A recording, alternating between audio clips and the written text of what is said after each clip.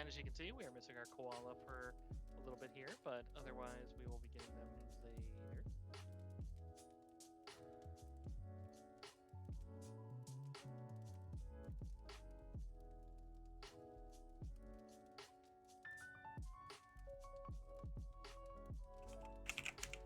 Our loot list is officially too large for me to put into a Discord message, so I'm going to upload it to my drive and link that into the Discord. Thank you. Nice. Just updating it first, and I'm going to do that.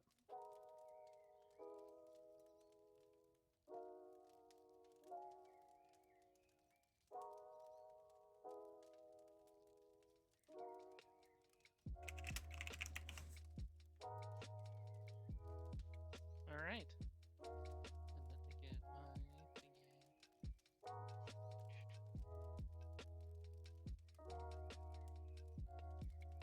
Hope everyone's been having a good week. Not too bad. Good. As far as recaps go, and we had finished up with the first book, and we're moving on to the second book, known as Empty Graves. This one's going to be dealing with the market that opens with the opening of the necropolis and the artifacts therein. Hopefully, finding some intel on that dark one that was taken. Maybe it'll show up, or at least signs of it in the market therein. Otherwise, you also had some interesting ones as you went to resurrect Session Merrick, a ancient guardian of the Temple of Nephis. The reincarnate went a little, maybe not awry, but a little complicated, as they came back as a desert elf. Not just, I was going to say child, but actually newborn infant. So, Sabti the crocodile, the high priestess of Nephis, or not Nephis, excuse me, of Pharasma in the town, had suggested that she knows of a curse that she could cast that would help her to age a little faster before her mind is entirely lost to her infancy. Just even getting her to a point of cogency would be helpful for that. Which, combining with another one when her spells allow, would then allow for a faster recovery, since you're looking at effectively to get her to a point where she'd be able to be a functional adult again and hopefully maintain some of her skills as a very talented war priest would be around 140 years that need to pass, which would be just over 30 days.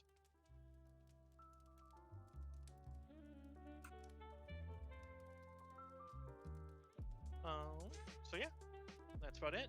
You guys had reconnected with some of the other people, and as far as other groups, and also managed to get Adori signed on so that she's effectively, even though the necropolis has been reclosed for dungeon diving for wait of the next year, she has been marked as a Indigo Mongoose. Mongeese! Perfect. I was hoping I'd get one of those. Which does forestall a little bit of the bad vibes, as you also got the young sorcerer out of the temple alive and gave him some money to go and find a new life elsewhere. But otherwise, Adori is still in town at least, so in case as she offered to assist you, as you did pay her retainer and such, and she seems to be a very skilled martial combatant, and seems to be very skilled with traps and locks. Excellent.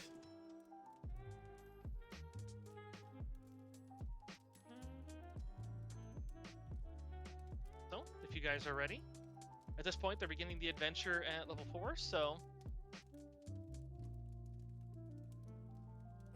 Am I good to go? I am as well.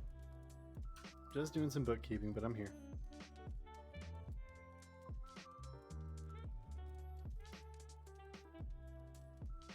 yeah, so what you guys would first see is that, because so many people are trying to sell to just the merchants, you do see something else that you could potentially do.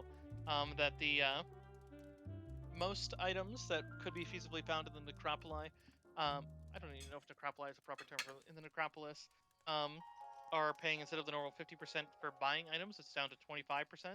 But trade goods and other valuable items have also dropped down to 75%, which does also mean their buy value has also gone down. Which does mean that if you do want to bet on being able to sell during the auctions, you could always invest. But at the same time, there's just a swelling of it that does also mean there's probably a risk of those who have taken advantage to potentially make a quick coin and made some fakes. So doing so with some skill would probably be wise. Right.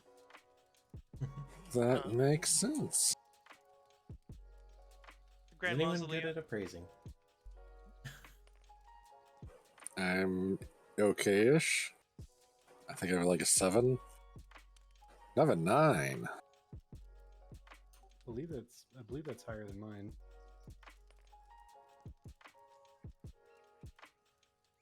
Sorry, go ahead. Oh, Yeah, mine's a 7. for the sake of narration, if you do pursue the curse route with Session Merrick, also going by a different name, which I think I posted in the Discord. I know I posted it to some. We talked about it. I don't remember if you posted it.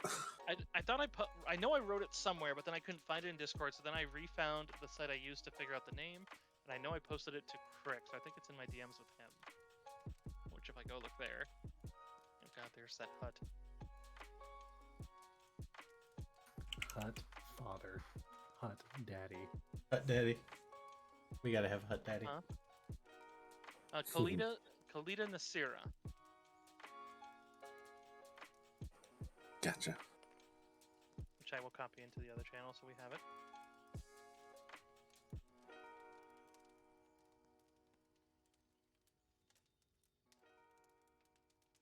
Alright. But rather than do it by the outline baseline rules of how the spell works, I was actually going to change it into a bit of a ritual that basically requires either 1 or 4 hours, but in any case will require you to spend some of the time of the day basically prepping for the... basically because it'll just be treating as Nethys, or god damn it, why do I keep going to Nethys? Pharasma helping out in that regard, since it's basically restoring a life that was. But to as much of a degree as it can to prep for a new one as well. I mean, I kind of figured that regardless, Gruger's going to be spending a lot of time in the temple just, like, to help around and, like, because they're really appreciative to Sabti for doing this. I just want to, like, try and start, like, repaying some of that. Makes sense. Oh, in other ones, you guys also have the service of a little... God damn it, man, my brain is literally saying all the wrong things. A little servant of Pharasma, your little bird friend from the Oh yeah. Pestered Sun. Yeah. He can shoot dice. Excuse me, she can shoot dice. God damn it, name is escaping me now. And I remember Verlois, something like that. yeah, Verlois, that was right. Midori is okay at appraise. She's exceptional at disable device, escape artist, knowledge engineering, perception, stealth, and acrobatics. And then she's okay at appraise and bluff.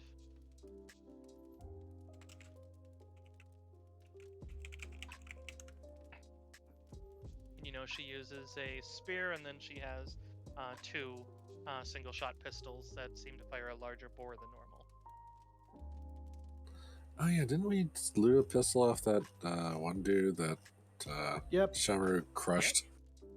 Yes, you did. Don't think I ever heard what that was. It was just a pistol, as far as I knew. It was just a standard pistol, Okay, but still a pistol, worth money. that is fair. Also, I would have during the week used Identify on that stuff that we had in last session, the ring and the 3 pearls. The ring, the 3 pearls, there's also the bracers. Okay, let me see how much time we're passing here, so I can, before we... Fair enough. Well, it's like you told us like we had a week, so it seemed like that'd probably be. Yeah, you got the invitation to the auction at the Canny Jackal in 7 days, and then that would be the best place to get your value. So yes, all right. So the pearls. Let me get to those. Too far.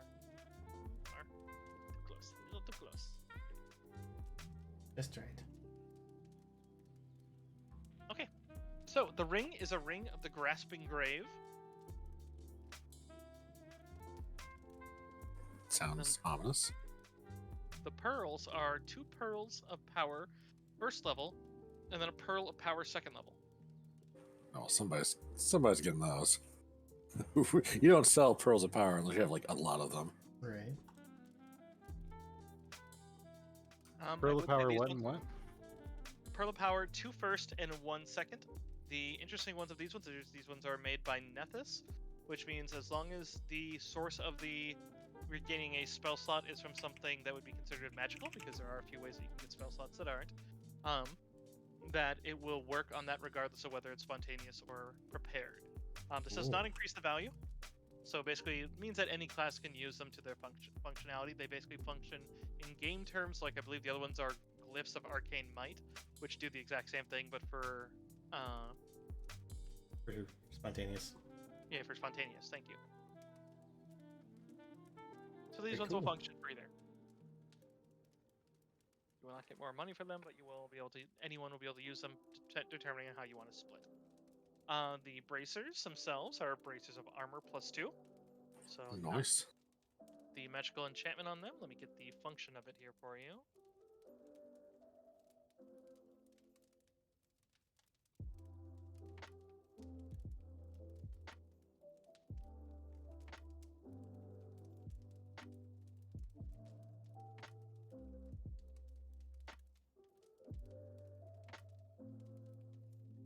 Those are expeditious, which means 3 times per day is a swift action. You may get a 10-foot enhancement bonus on all modes of movement for 1 round. And it basically just lets you speed up as a swift action. Hold on, can you back up a little bit? What does it do? 3 times per day as a swift action, the wearer of the bracers will be able to summon a burst of speed and gain a 10-foot enhancement bonus on all modes of movement for 1 round. Nice. And then they also are armor of +2, which means if you are not wearing anything that gives an armor bonus, they will give you a +2 armor bonus. However, in order to function, they would need to you need to not be wearing armor, otherwise your armor supersedes them. Right.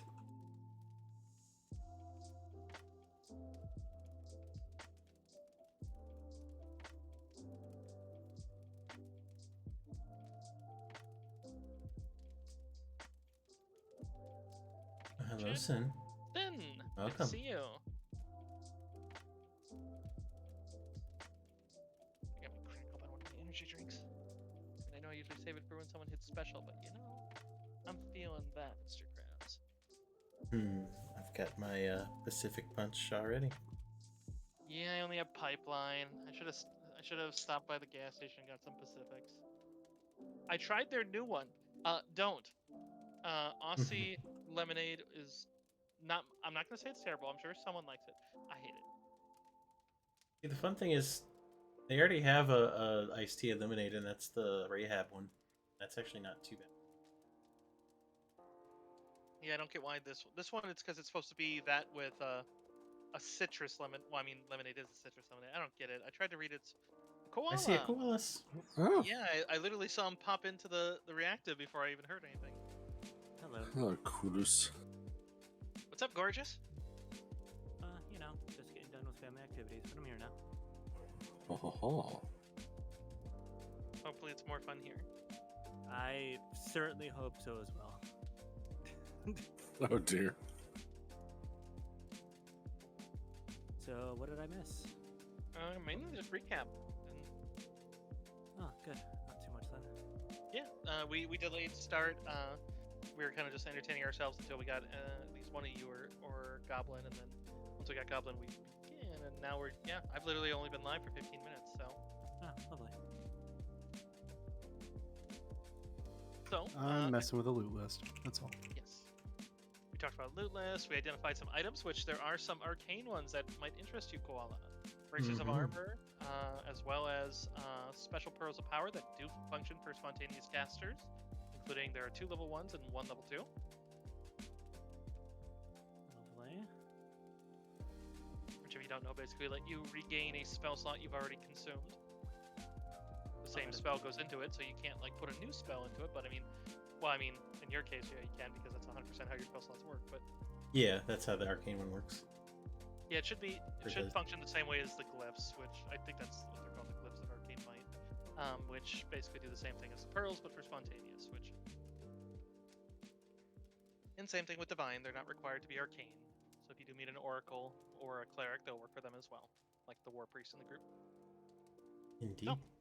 Enjoy. We have lots of casters. Hey, magic is Okay. good. Pretty much all got magic, yeah. It's not perfect. It's still a mess because I just condensed basically the old loot list from my old phone, my new loot list from my phone. Just threw That's them into fine. one Google Doc. But I'll be cleaning this up as we're playing tonight. So Well, thank you for doing that. Yeah, thank you. there it is. It's just a Google Doc. I'm aware of how much of a pain those can be. Yes. I don't mind. It's fine. I think everybody but Hobbs wears armor, right? Yeah, we got some scale mail from those guys, but I think I'm pretty squared away. I'm wearing plate, so I just meant for the bracers. They probably good for Hobbs. I don't know. yeah, they should go to Hobbs because I think the rest of Yeah. us are wearing armor. I'm not because wizard, but Hobbs. Oh, you're yeah. I'm, that's right. I'm also like towards the back usually. I wear a metal cod piece. Does that count? All right, you can't cast anymore. Oh no.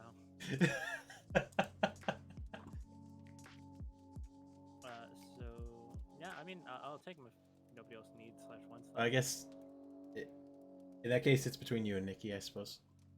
Wait, what are they? I think they were effectively braces of armor, except 3 times a day you can increase your speed by 10 feet for a swift Braces of armor +2, so 3 times per day is a swift action. You can summon a burst of speed and move 10 feet.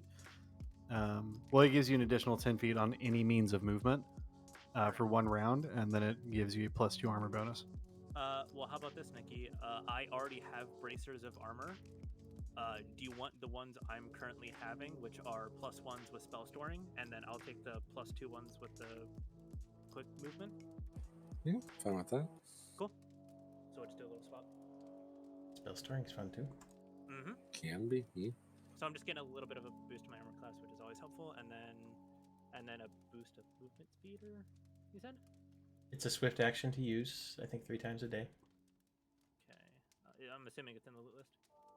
Could be. Yeah, so that thing's a mess. I'm really sorry, but basically, oldest is at the top, newest stuff is at the bottom. So It's okay. I'm also a mess. Welcome. Newest stuff is at the bottom.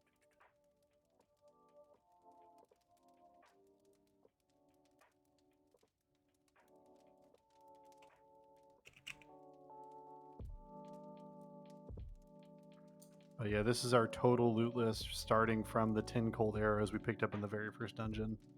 So- Can I just clarify something really quick? Hmm.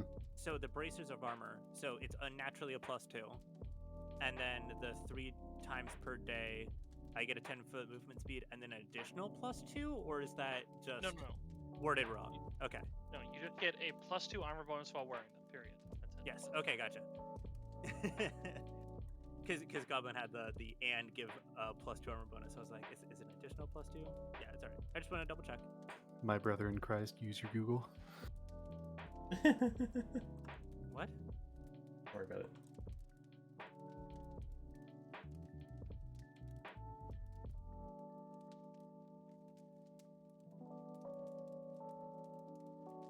All right, so yeah, I'm basically quick referencing to that, and then I gotta start cleaning this up. It's gonna bug me.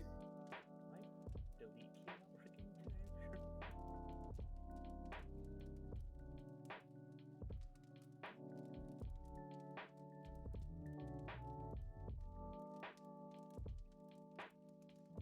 I would happily take any of the pearls of power, so whichever ones you guys don't want.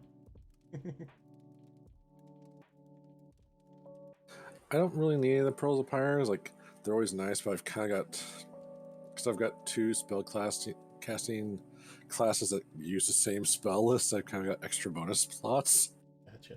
Yeah, I'm also good because I've got a bunch of bonus slots, so I'm fine. I do feel like our sorcerer should have at least one of them.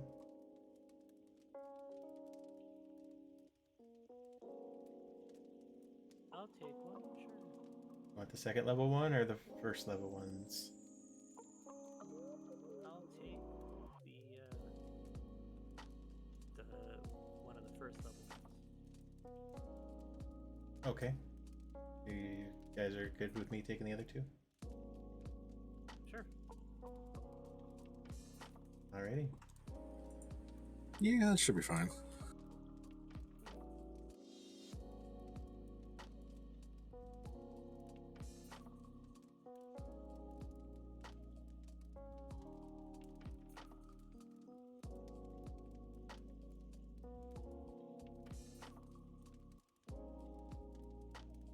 All right.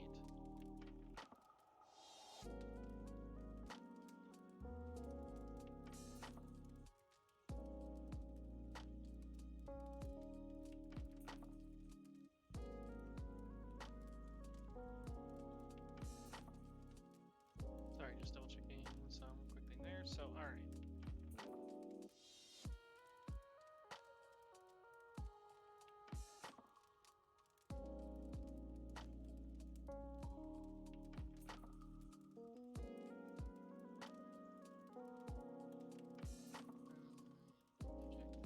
I don't know what this is.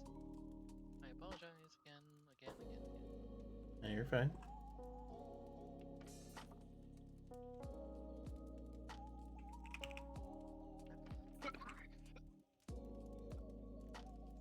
Okay. I'm dying. No, it's good. Oh Oh no. no, don't die.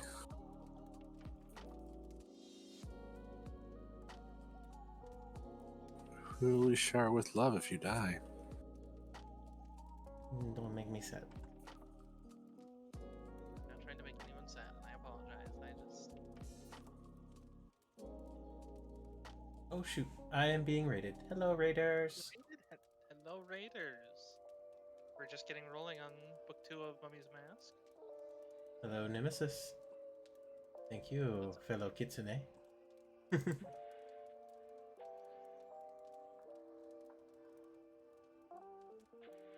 Hi, Scruffy.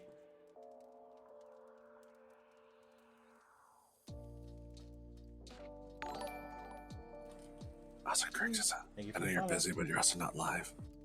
Grix is said not he playing. Or not. Yeah. Yeah. I'm Oh. gonna take it easy tonight. Okay. I appreciate the heads up though. Hi guys. I think I got a little bit of a stream delay, but we're good to see you. Thank you for the follows. I appreciate it. Trying to get some paperwork done for our game here. This one, I just need.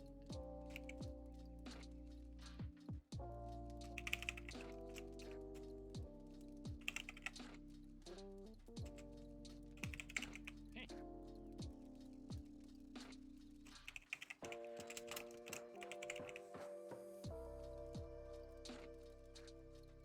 How was your stream? You were doing D&D, right?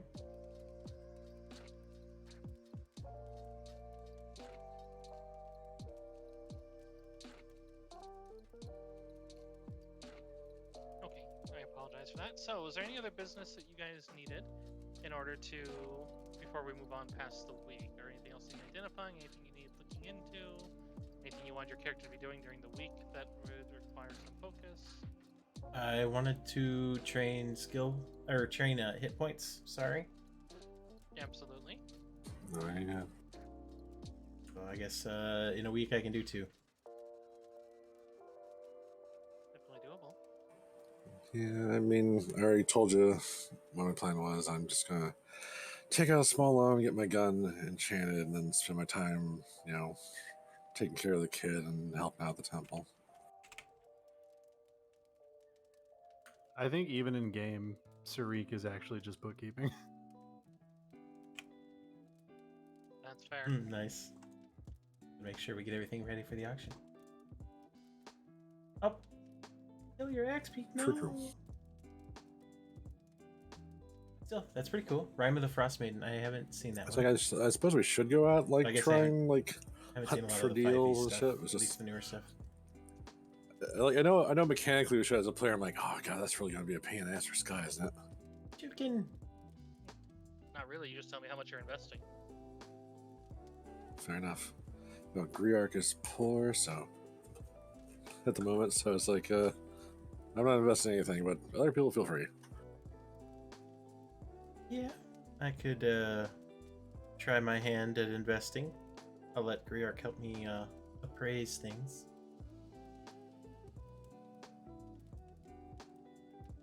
Do we just give you like a money amount, or do we have to like pick Yeah, things? then that'd be how much you'd give me an appraise, and that'd be how good of a thing you got. Well, you know what? I haven't really spent any money, so I'm gonna invest 2,000. Oh damn! No pressure on this appraisal.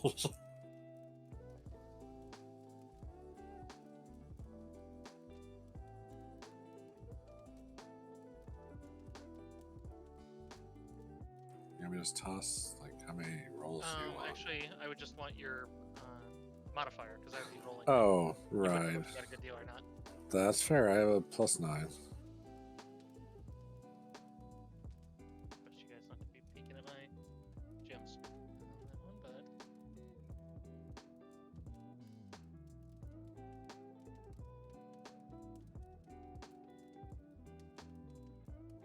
all right.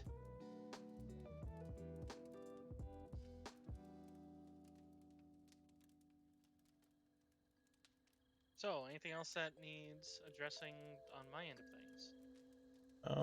One thing. Make sure to mark that down, by the way, Deckle. Yeah. I can't access my pet. I don't know if it's just roll 20 or if its permissions are weird.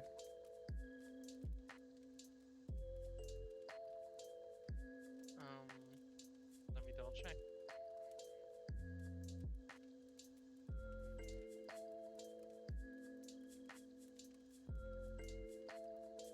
Can be edited and controlled by Deckle, yeah. Okay, I'll just reload. Oh, you It's haven't not tried that yet? Deckle. What? It's a doppelganger. I think Nikki's just having fun with you, huh? Ah.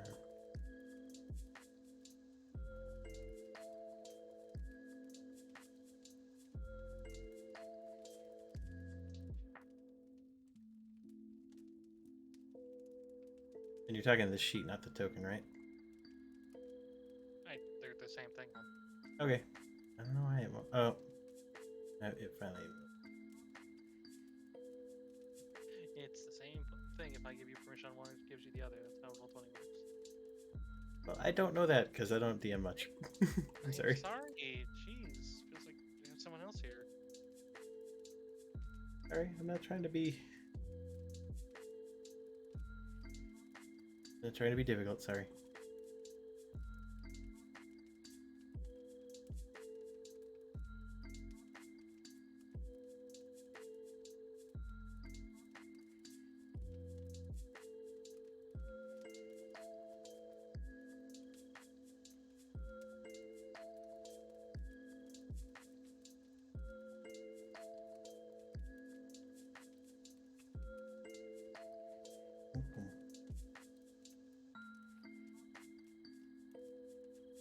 Sorry, I just need a second.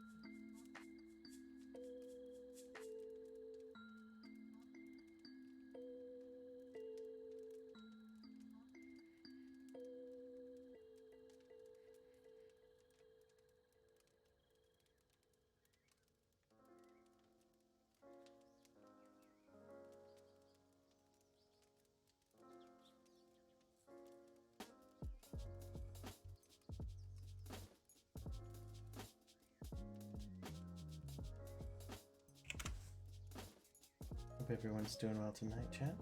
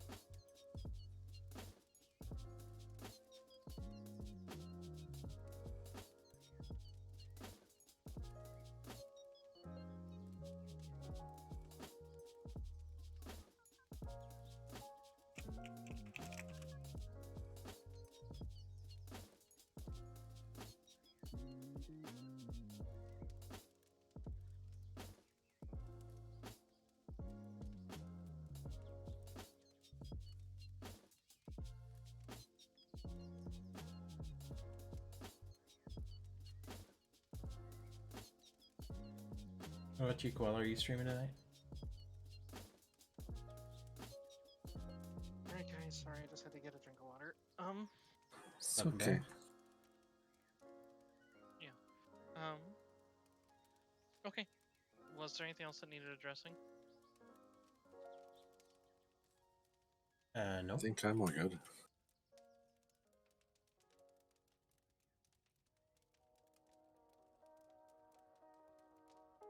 Okay.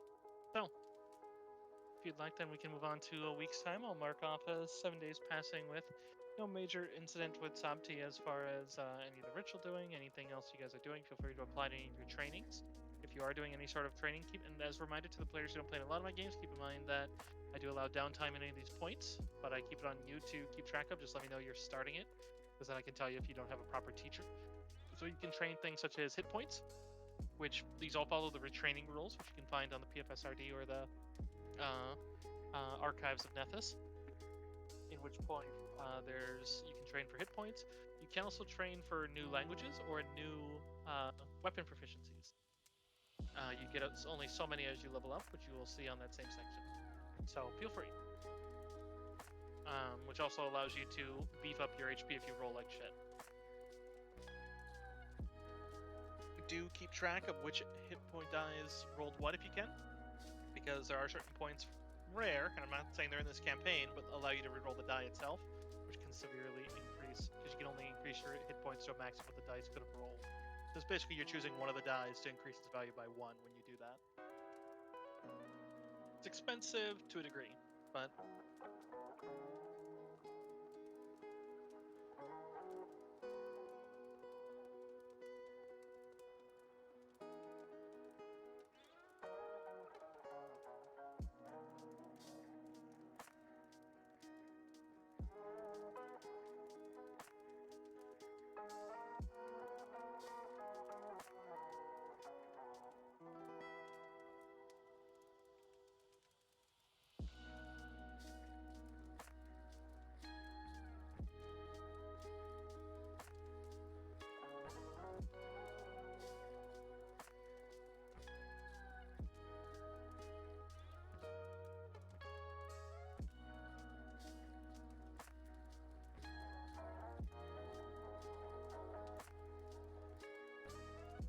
alright, so moving on to the week, and so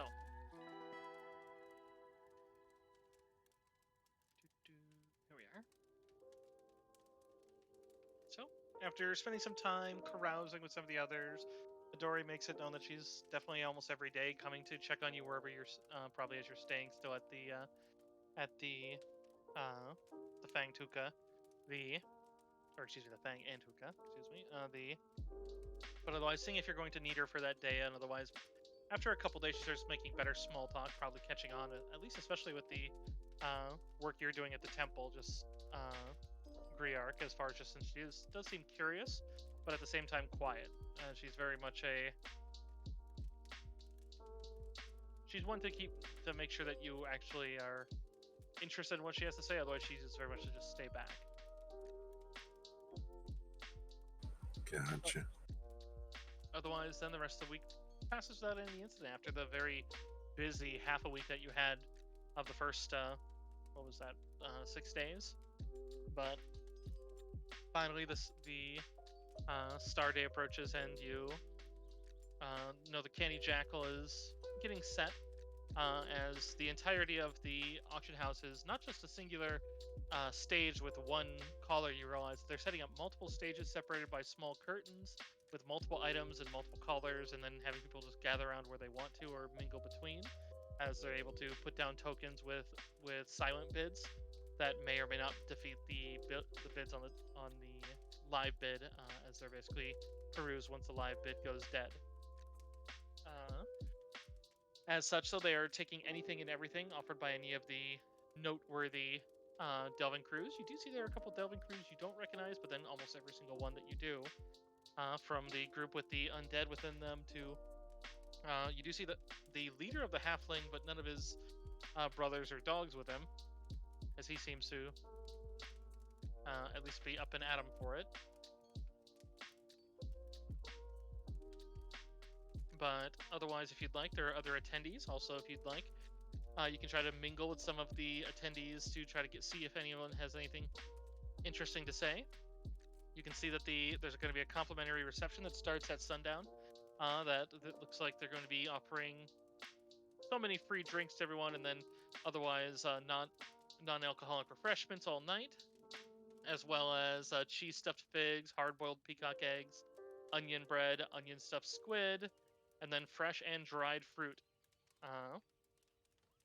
They also have a scheduled sampling of 2,000-year-old honey recovered from one of the tombs.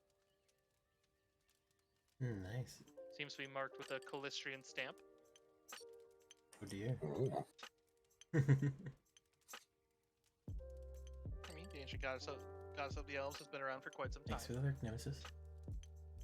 Of course.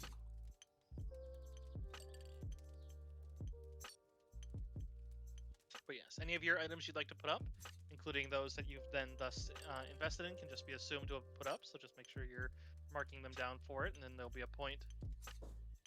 Actually, but otherwise, anyone who would like to talk with people, you can try to give me a diplomacy check. Or actually, excuse me, any gather information type check. So otherwise, if you'd like, I can also, well, I mean, assuming one person does, you'll get at least a rundown of most of the people here. I will, certainly. I know good talkie, so I pass. I mean, there's no harm in rolling. Yeah, that's fair. That's a fair point. Everyone hates you now. It's like, oh god, everybody just really doesn't want to buy your shit Oh anymore. god, she smells.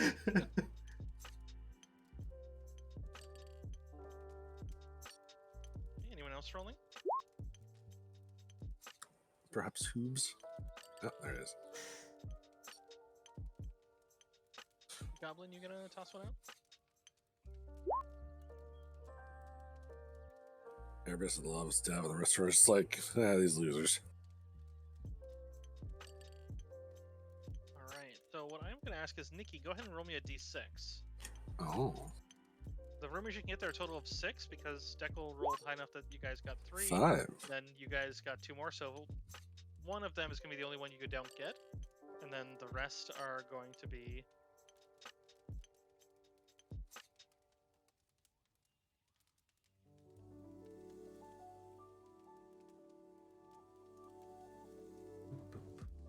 So, you do hear a couple things. One, that you hear that one person simply just, it's rather nice to see the Pharasmans on board with this auction. At least we'll know the relics are real. You can't trust the veracity of anything just up for sale, no matter how old it looks. There's a group calling themselves Silver Chain that took me for a fortune on a second age chest last year. It looked ancient enough. Turns out the damned thing only survived a house fire and on. Another one you'd hear, as there's another just simply just, naturally, the Okentis will throw their vulgar coin at anything with a blade or that can kill a man, if they haven't already spent tonight's share on companionship and liquor, of course.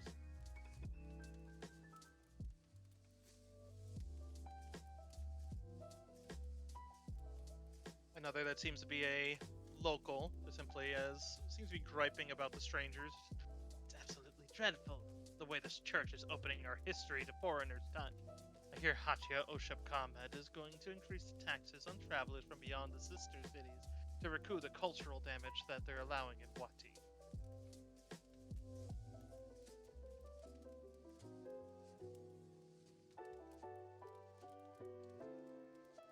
But otherwise, you do hear one that does stand out a bit to you as you're going by. It's just some of those adventurers who went into the Necropolis didn't fare so well, I hear. They say the Sunrise Fellows were betrayed by one of their own and their throats slit. And then some shady lowlives ambushed the only survivor of the Scorched Hand while they were trying to leave the Necropolis.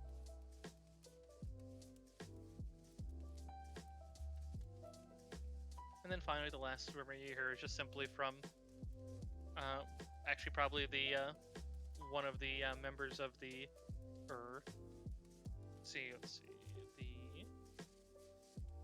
Four Lanterns, one of the other adventuring groups, that in the course of talking and once the food and drink starts getting served, just simply just, you know, if you're going to be doing more, did you hear that Mumia, the drug, is actually can protect you from mummy rot, like that really bad disease if they touch you.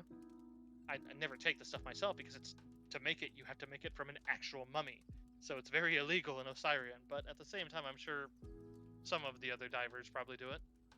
Sarik fully writes that down.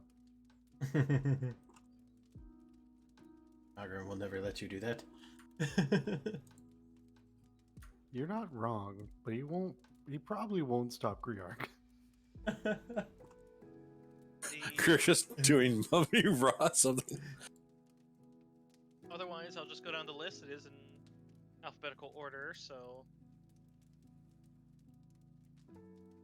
there is Paketra. She is an Osirian woman. She is, from what you can understand, she is just a gourmand and very rich. She is here to try the honey, as well as seems to talk up a great story about painting ancient artwork to decorate her large dining room. She's looking for a theme. Definitely seems like one of the ones that if you potentially, like, you know, the items you have that all fit a certain person may be of interest to her. There's Basif Iosep, who is a half-elf. He is a wealthy coffee merchant and a document collector, hoping to uncover records about his human heritage, as he was raised among the elves and all of his family are still alive, yet his human family are all very much dust. There's Jat Masaket and Intef Karam. They are representatives of Wati's Temple of Nephis, the Sanctum of Silver and Gold. They are looking for unique magic items and lost temple records for the Temple of Nephis. Some of the stuff you found will definitely be of note to them. There are the other adventuring groups that you've seen. The only one that you hadn't really spoken to among all the ones that are social, I think you've gone through all these except for the one that I just used for the rumor, which is the Four Lanterns, which they're just a bunch of cocksure Andoran explorers. They all look fairly almost Viking-ish or kind of like Englishmen armored and seem very kind of think not as stupid Monty Python, but damn close. Looks like, however, at least they're being pragmatic as they are trying to sell their loot and then in order to buy masterwork equipment and practical magic items, although one of them seems to be constantly talking about building a giant wooden badger. I'm kind of interested in his idea. Weird. There's Kamayid Okenti, which is another human, rather young one. He is a scion of the Okenti family. Seems that, from what you can hear, it seems that he is looking for specifically magic and expensive weapons so that he can impress his family.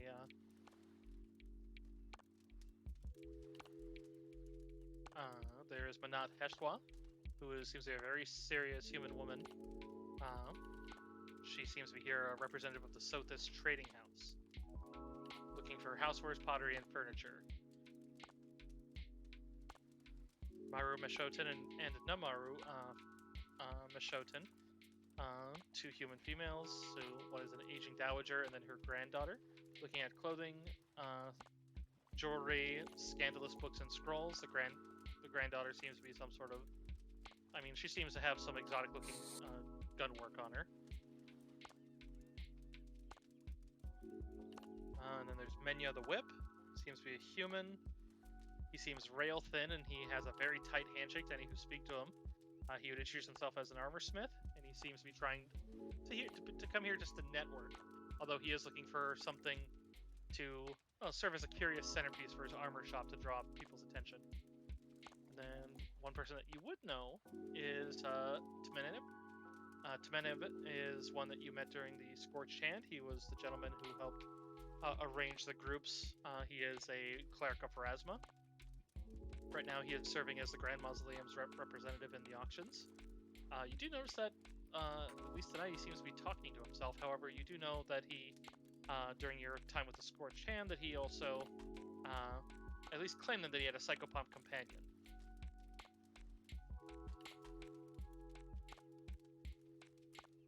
But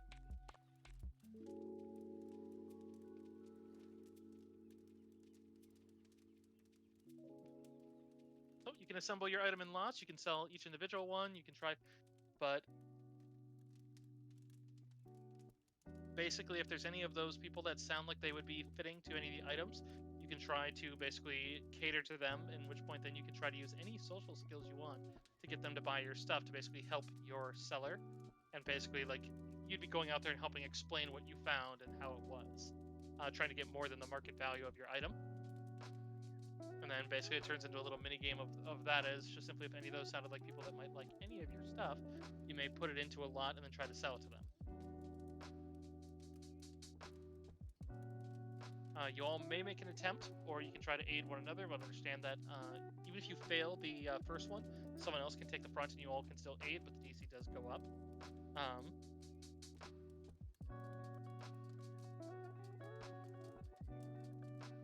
Still, most likely you'll sell everything for more than its normal value than what you'd get for it. So.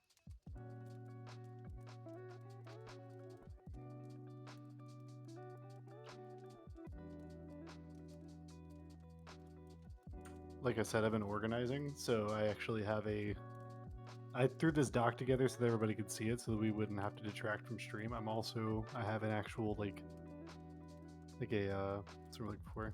An actual like sheet over here, an Excel spreadsheet. That's the one. I'm organizing it right now. Yes, I know how sheets are.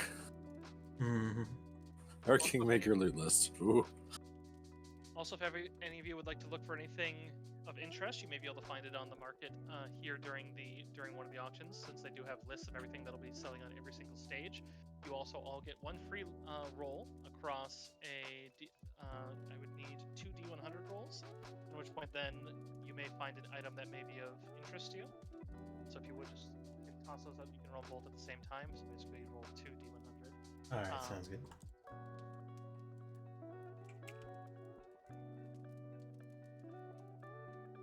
And so basically you would do that, and then I would be able to determine the ones there. 4 and 18. If anyone else would like to, please let me know. Sorry, I'm a little fuzzy on what we're doing. If you would like to look through the stages for just a rare or interesting item, basically each of you gets one roll to just do so, as you may see something up for sale that might be interesting, and you may be able to try to get it for a cheaper value than normal. Yeah, I know Greer has something they want to look for, but Greer can look around. Well, also a lot of things can just be asked for, so if you want, it doesn't eat yours to ask. It's just more if you're finding something rare or exotic. I mean, Greer is gonna look for some of that Unguent of Aging and see if anything like that's around.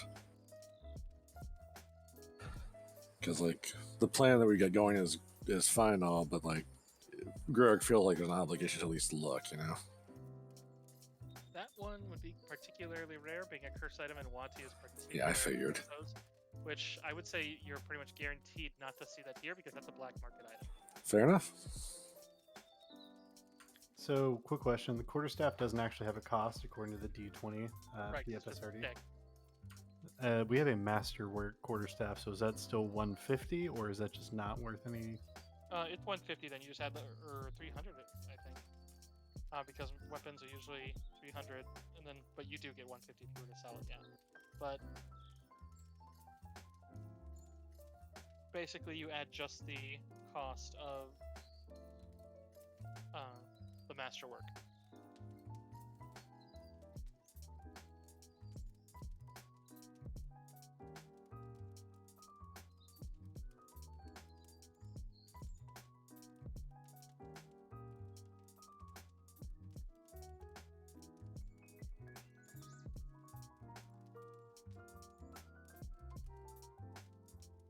Oh, actually, that was one thing I think we wanted to do. We get a casting of Make Whole on the wedding robe that was looking like it was going to fall apart. Oh. That's something that you could have had Sabti do, since you basically guys ended the first book with highest faction of the Pharasmans, means that anything a cleric of level 4 spell work or lower they can cast, they do for free, unless it requires a reagent, at which point they just ask for you to bring the reagent. Which is why she's offering to do the curse work for you, because it's like that bestow curse doesn't take a spell, or it doesn't take a reagent. So she's like, yeah, I can do that. in mind, it's not all of the Phrasmans that like you. It's namely their mystical branch, which is the one that's currently right here in the Necropolis. There is a militant branch and a civil branch. Alrighty, awesome. Doesn't mean the other ones like you. They're not like yay top of the faction. Right. Gotcha. You get all our shit for free. All right, so you do find some interesting items. Most of them seem to be ones that you've seen before, but they do seem to be ones that seem to be fairly exotic for the location. They seem, as you're kind of looking about, you do manage to find a Osirian toga that looks like it is made with a simple red and orange kind of sash that seems like it's embroidered with the impression of flames burning the actual Snake River, which you would be able to see from the auctioneer that they seem to be very akin to a blazing robe. But looks like the starting bid is much lower than a normal blazing robe, which comes in at about 11,000 gold. As the starting bid looks like they're going to be asking 1,000 gold to start. So if you do go to that one's auction, I would say that would be a chance for, I mean, not to put too fine a point on it, but definitely a decent item for your resident firecaster. Yeah, no kidding. Indeed. I'm unfamiliar with that item. What does it do? Basically, it gives you fire resistance 5, also increasing any fire resistance you also have. So if you already have it, you'll go up by another 5. And then your caster level for all spells with the fire descriptor go up by 1. Anything with the duration also goes up by 1. Keep in mind that is not what the normal robe does. That's this robe. And then once per day on command, you can emit a 20-foot radius burst of fire. Anyone that is not the wearer then takes 2d6 points of fire damage with a reflex damage roll for half. Anyone who fails the reflex roll also catches fire. So it is pretty a much awesome. better blazing robe. Yeah, so how much is that?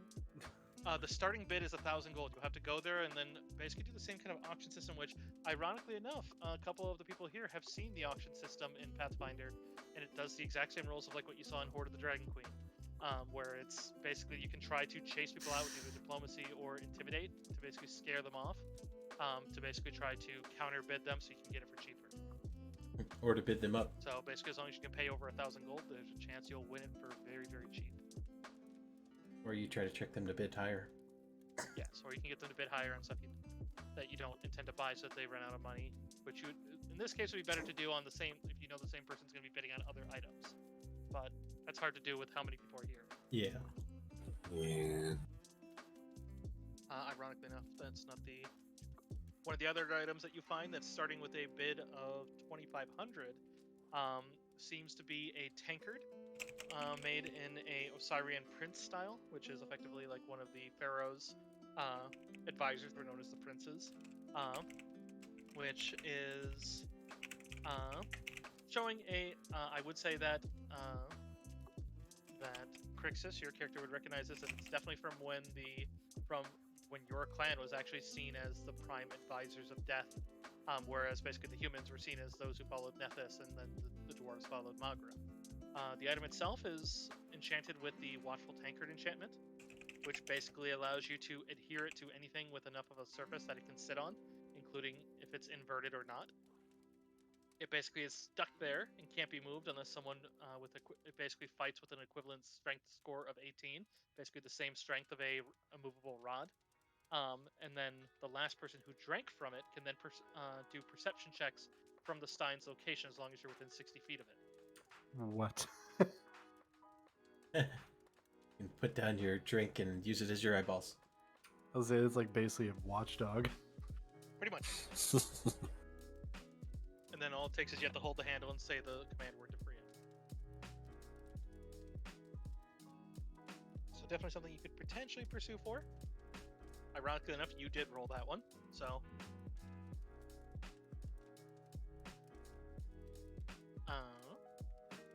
there is a Ring of Force shield that has also is on there that is from one of the Osirian ruins.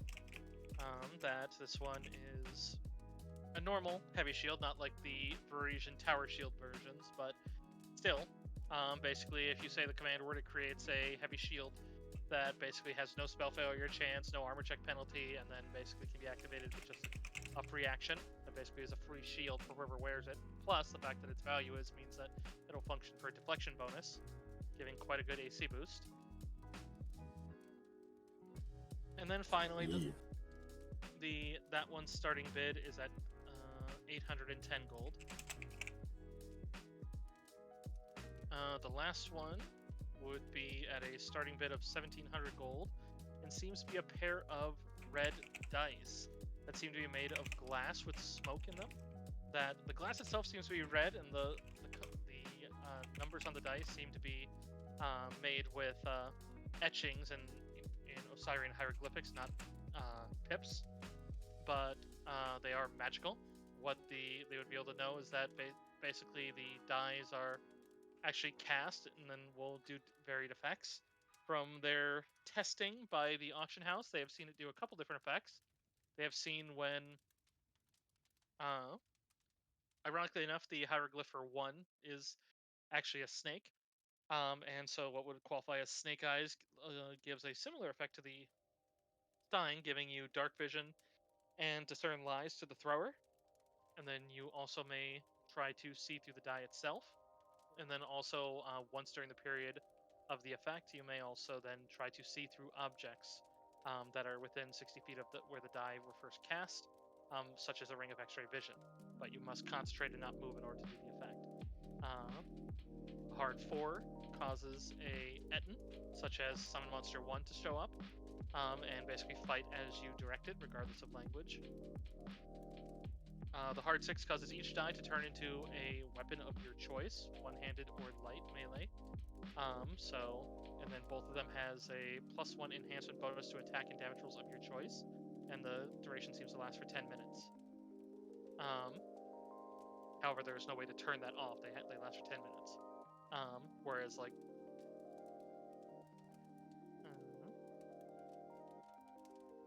a hard 8 causes a cube of force to erect around each square that the dice landed in. So the windowless version of the force cage spell, except it's only 5 foot wide. And whoever it would target does get a reflex save to evade. The hard 10 makes an explosion akin to a level 5 fireball. Oh dear. And then midnight, aka 12, causes a deeper darkness spell within 20 feet of each die. Except rather than lower the light by 2 steps, it just becomes supernatural darkness for 1 minute. That's some crazy dice. Right? Spicy dice sounds fun. Spicy dice. There is a chance that when you have the die, if you call out a specific die result, it is more likely that it comes up, but not guaranteed. And then there's also a interesting side effect that there is a second command word that basically there's a command word that if you say that and then call the die, it'll simply then that activates the magic. If you don't have to call the number in order for it to work. But the die can only be used otherwise 3 times per day. Otherwise, once per day, you can go for a lucky roll. Otherwise, all the time of the day, if you just call for a number, it does give you basically whenever you go to roll that, you roll 3 times, and if any of those is it, then it's that. Otherwise, you take the first roll, if that makes sense. Mm-hmm. So it's not you take 3 and get to pick between them. It's simply just if you called for a hard 6, then it's like, well, then you get 3 chances to roll for a 6. Otherwise, the very first roll you did is what it comes up as. It does mean for gambling, it could also serve you well that way. I just imagine using these gambling dice like, oh, I got it. Fireball. Well, you have to say the command word to trigger the. Right, it doesn't do it every time you roll it.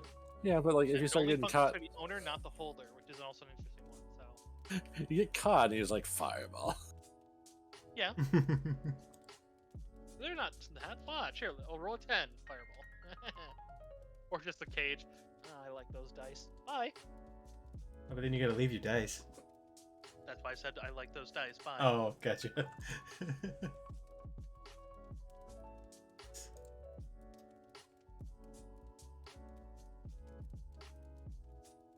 Yeah, if any of those are items you are interested in starting on, you may attend the opening bids, try to chase people out of them, potentially get them for a lot cheaper than normal.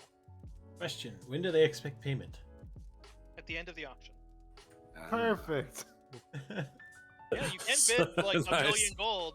It's just understand that A, Watsi is going to very much frown on that. And if you're bidding more than you have, but yes, you could count on money to come later because they expect that.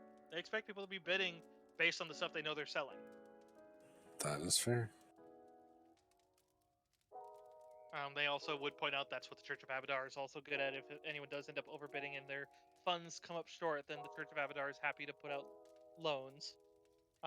In which point, then easily covered. I would say that anything non-magical can be found easily. Most magic items with a +1 or less than 2,000 gold value are going to be on the docket somewhere, but only 1 or 2 of each. So if everyone wanted the same item, difficult. But the bid or the auctions themselves are short. They don't take a ton of time.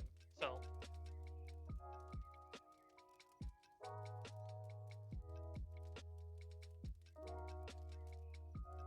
I guess more or less the question is, are you going to go for any of those special ones? Are you going to go for any items of your choice?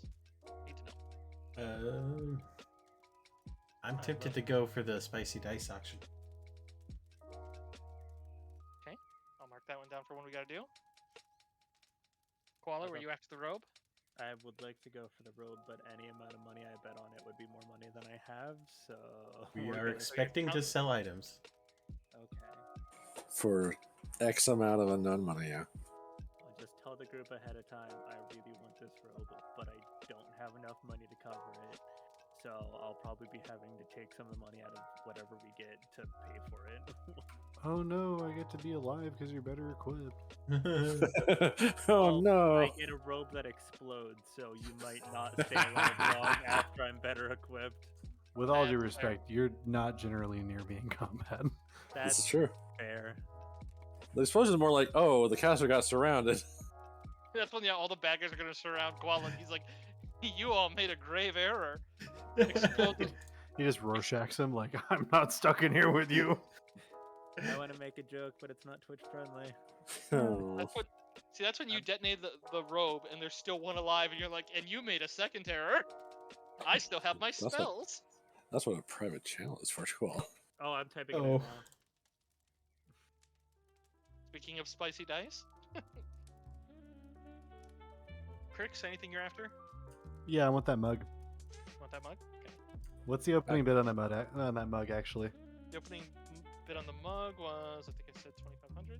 Yeah. 2,500. I think the only thing left was the force bracer? Sorry. Or shield ring, yeah. Or shield ring, and That's Were that's you actually a interested in that? good price. That sounds like a good gun shooter person item. It could be. It's mostly like I'll definitely go as more like I'm aware of the fact that I don't want to overspend because I already technically owe money. Yeah, I kind of don't want to even go to the auction for the mug anymore, to be honest. It's 25 hundo.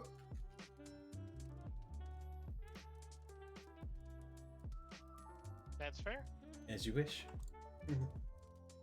Well, like, because it does what again? Like, I know that you can like drink from it, and then you can basically see from where it is. Correct. Yeah. It's like a little spy I mean, mug. Wasn't that the one that was like attached to your clan though? Yeah, Yes. it's spice. It It's is flavored for you. I mean, you just go to like find out who ended up with it. Okay, you know what? I've got. Okay, I've got. It would basically clean me out. I've got that. Almost. You can try. It's still an auction, but yeah. Yeah. Yeah. This is when we I'll all do that. spend like 20 grand. We're just like, well, I We're- thought We're gonna have to leave the city. Abadar just owns us. Don't die, guys. You remember in Beetlejuice, all those people working in the office? That's gonna be you. Oh God. The flat guy. Right. I mean, that'll be you anyway, Rix. The flat guy. No, just working in the office with Magram. I mean, yeah, pretty much. You get to your afterlife. It's just more office work.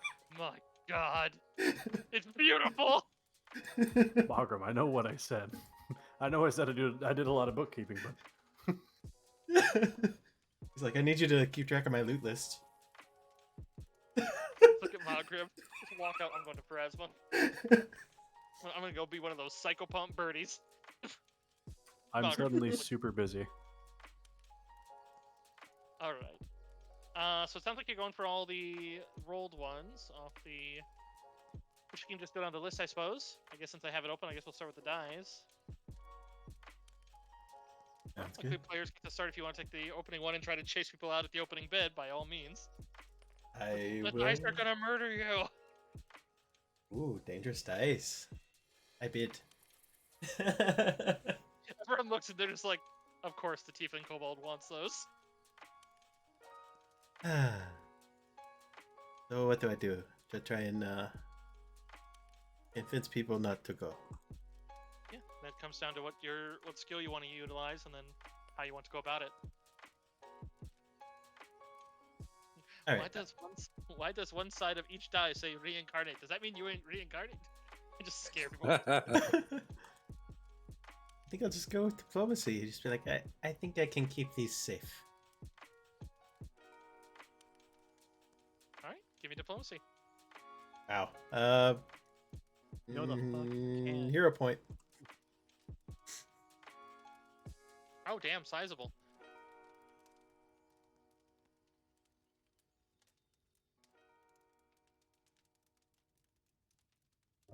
Yeah, for that die, there's supposed to be 4 others. Baseline 15, so 15 is 1, 20 is 2, 25. You literally, with 1, managed. Goddamn, Dev, you're scary. Hee. So what I say was the baseline for that one? Let's see, 10% of the baseline minus 200, so that one what? Fuck, I didn't write that one down because it's out of a different book. 1700 is what you said was the base. Okay, thank you. I'm so glad someone else did. Oh, jeez, yeah, I forgot 1 to 19.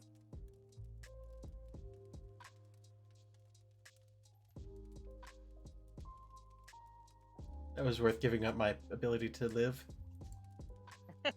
Yeah, I was like, hero point. Damn, you really want those. Interesting thing about, yeah, you'll find that the dies are very hard to determine that they're magical. They don't have a magic aura. Basically, you have to use magic while holding them in hand in order to make it show its aura. So, in the hand that you're casting, so basically you have to hold it there and then like cast a cantrip. So they are very good for stealth dicing as well. But otherwise, if you are using them for combat, you treat them as a splash weapon. However, since you're not aiming for the target, you're aiming for their square. It's an AC 5. So if you do miss the 5, then it scatters. So even on a 1, we're still going to scatter the die. Sure. And then each of them does roll. So you roll twice when you use those, even though it only takes one hand and one action to throw them. That's pretty cool. And then those were all the effects. They didn't find any others, but there are no other ones, just so you know. I'm just saying. So it Alright. literally is. I didn't write them all down. Hopefully you have it for me. I have it for you, and I have the book for it. Otherwise, the baseline ones are Snake Eyes, gives you Dark Vision 60 feet, and then you are affected by Discern Lies. Let's see the duration.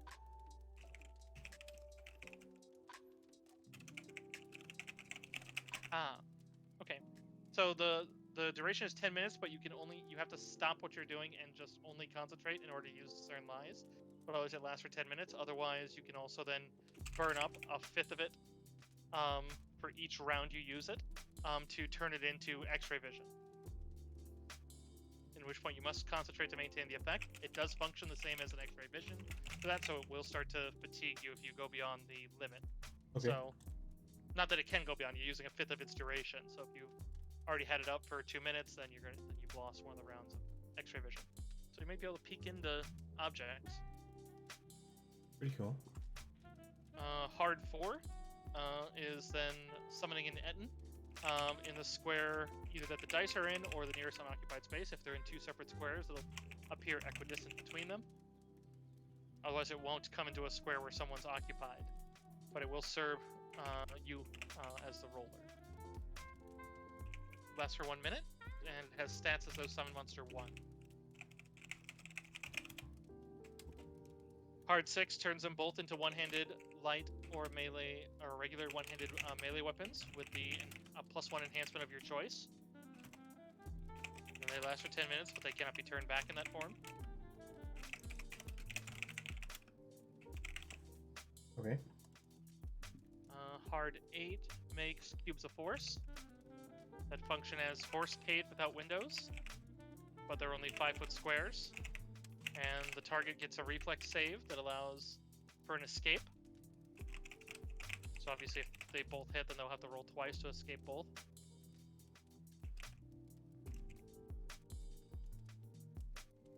A hard 10 makes a 5d6 DC 18 fireball. 20-foot radius, just like normal. The dice are not harmed by the fire, but everything else is.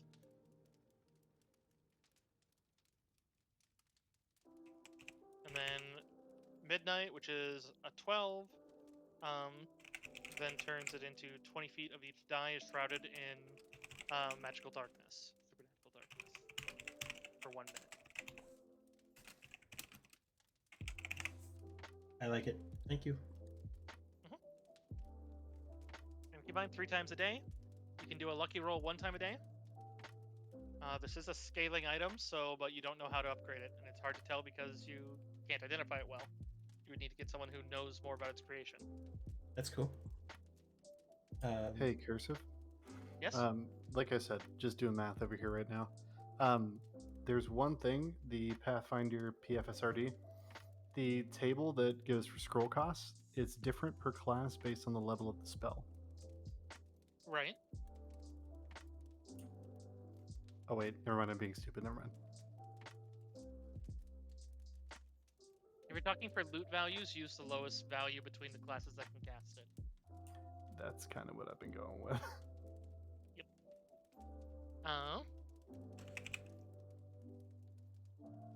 Alright, so let's go down the line of what I have here, just based on which ones I have open. So Ring of Force Shield. That one, I believe the opening value was 800, did I say? 810. 810.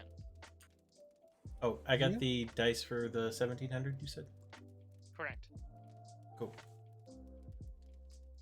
Come on, you guys can work together on these. They're not all happening simultaneously in this. Oh, Right, okay. right. So you Yeah, guys if you can need me utilize other to skills. help. Literally everybody Actually- can roll at every stage of it because you guys can all be Oh, there. okay. It's basically like a cacophony of you guys shouting and doing dumb shit. Now keep in mind, somebody who's like well regarded, if they're going for a major item, they may look at you and be like, they really don't want us to get that item, ignore them. At which point then your rolls do nothing against that bidder. But a die with a bunch, I'll tell you guys right now, the items you guys have selected, there are no major players after those. They're literally your choice. Hey, Kirk, do you use the shield? I do. Yeah, because I was looking at I don't think I could actually use the force shield because I'm not proficient at it. But if we could It get has for you, no that'd be cool. armor check penalty, so the fact that you're not proficient means that you'll take 0 penalty. Gotcha. So, Okay, literally, a Ring of Force Shield is only good. gotcha. Okay, well, Because if you're not proficient, you take the penalty to all skills, but there's no penalty. gotcha. Okay. Yeah. So, does anybody else want to help me on that one? Yeah, I can help you. I'm not super good at diplomacy. My plan was just spread rumors those fucking Haven those fucking wealthy Haven kobolds are after the ring. It's not worth bidding. Let's get in the bidding war kind of thing, Fair enough. But I am shit diplomacy, so I think that'd be a bluff if we're lying to people. that is true. I'm still shit at bluff, so it doesn't really change much. And I'm shit at Oh. bluff, so I can't help you with that. What's my bluff? Hold on, Well, am I good at this? I'll I'm a ask- religious. It's technically we are, rich Haven kobolds. If you tell me that lie, I'll happily spread it for you. It's not even a lie, so It's technically not a lie. That's fair. Well, the fact that we have All I'm money is a saying, lie. Let them roll. Yes, for no, you. Yes. we will help. You all get yes. to roll, so you don't need to worry who does it first. We will Koala totally get thinks it's a knobs on lie this. because Koala doesn't know we're rich. Yeah. Go for it, Koala. We Let's just have your. didn't bring the money with us. Oh, jeez. Yeah, I'll lie about it. Why not? I guess actually technically it would only want to hire. I'm telling people. Sarik. Sarik is like, those guys are so rich they can afford sandwiches every day. And everyone's just like, the fuck? They're so rich they can bathe. That's crazy. That's crazy. Can you Everybody imagine? moves further away And from you. He's like scratching the dirt off his cheeks. Can you imagine bathing every day? Still covered in grime from the dungeon. That's crazy.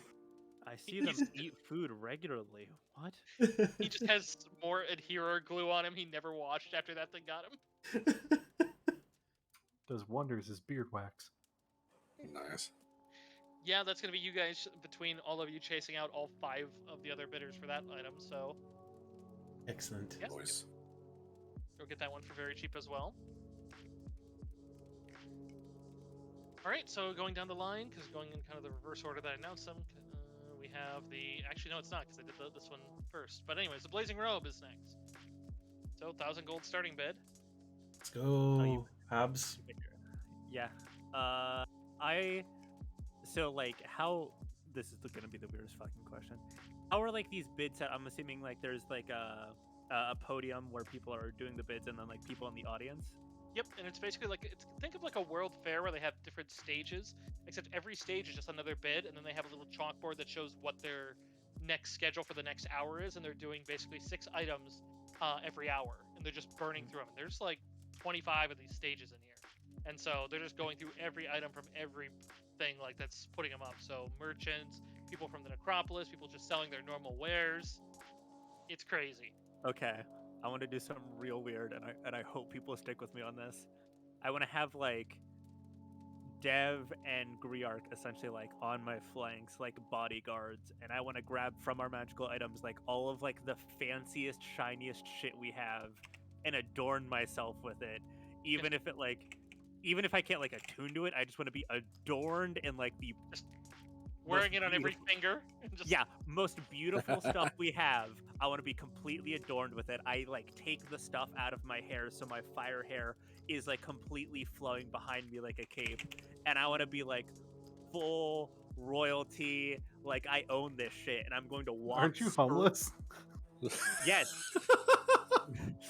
That's why I need to put up a bluff here of having yeah, but I want to have full like fire hair flowing behind me. I want to have like 2 people on my side like flanked, like step aside, he's coming through, and I'm just gonna walk straight down the middle and just make that one bid and be like, this is gonna be my item, and just stare down everyone else to see if they'll even try. And it's an intimidate for me. You just see Thanks, Adori Reeves. over at one of the bars using one of her tokens and just kind of watching you with this kind of like double take, like, the fuck? Yep, 100% what I'm doing. I think as you start rifling through our stuff to put stuff on, I consider giving you the dead man's headband, and then I decide not to. Not a good idea, no. Uh, Oh gosh, should we try and sell the dead man headband? It's worth over 4K. Maybe you should try and sell that then. Do I You're want gonna auction a it. hero point to try to roll even higher than that? I will be apologizing for him and saying, "Can you just let him have this?" As I diplomacy, and I fail. Let's see, my intimidate and my bluff are pretty the same. So I'm just gonna like, Griggs is gonna be like, the hand on the musket kind of thing, that's like, ready for anything. Oh, Just jeez. guarding the VIP, So we have Brannigan and Fry. All right, there's Kef. I'm Okay, so I'll sorry, use- Quill. I want to use my hero point to reroll. I want this goddamn thing. All right, Let's go. Intimidation. That's There better. we very go. nice. Yeah, so 15, 20, so it's gonna knock out 3 with the circumstance bonus. The intimidate will knock out the 4th one. So yeah, between you and Griark, you guys do manage to knock out all 4 of your bidders, which does mean that you get it for the opening bid. Good. I don't need that one hero point to roll for me. It's all right. Super glad I'm a cleric right now. Yeah, you'll die, but you'll die fiery. Yeah, I'll make sure people go out with me. Could you imagine? I would like if you could like send me over the link for whatever that item is, so I can type in all that information. Yeah, I'll show you the baseline one, and yours just has the additional effect, simply of the. Here's the baseline item. Yours is gonna be. We'll put that actually in the mummy's mask.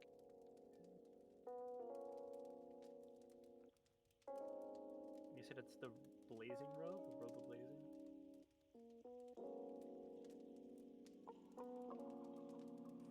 Robe of 420. The robe of getting high. There it is. And then you can see I added the other parts where it's been increased in power. Okay, thank you. Nice. Thank you very much. We have so many scrolls. Right. Oh my god, I have a fire Yeah. resistance to 15 right now. This is good. Which means, like, almost to the point that that robe can't hurt you even if you weren't wearing it. I think actually the next time we encounter like a fire, you know, like in the cartoons where they grab a dude by his ankles and like swing him around, we should like do that to Hobbs, but as a fire extinguisher.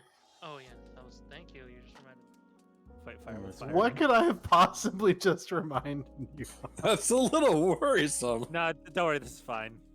Everything bursts into flames. Alright, you're quick, not- someone grab my ankles. I mean, look at the last line, and you'll recall that. I mean, you're not far off, Deckle. Oh no. I did mention that when I first talked Oh. about it. Oh Yeah, dear. no, it explodes with fire. Yeah, except normally, like, unless the item says so, it doesn't start fires. But yours, I did add that to one of its effects. Oh, right. Gotcha, guys will- right. And you'll find out that all these items do have a additional effect on them, as it seems that things that came from the necropolis this time do seem stronger. And Nice. the big question is whether they found them or not, because I have a list of all what the items are, and then what traits they had or what traits they haven't found yet. Gotcha. Wait, so what was the extra thing on the force ring then? Don't know. If I didn't say it, they didn't Oh. know it. They don't know. I didn't know if you had said it or not. You've got a fancy force shield. Yeah, it's still good regardless of not knowing. I'm just like, I wasn't sure if she had said it or not, and I just forgot. All right. So, and then finally we have the tankard. Oh yeah. We pause my spreadsheets. How we doing this, Crooks? You playing EVE Online over there? I might as well be, Spreadsheet to be fucking frank. For some reason, that somehow reminded me of the Flying Toaster's screensaver. Anyways, I'm actually low-key happy with how this is organized, but you guys will see it shortly. I'm just getting prices for stuff. Nice.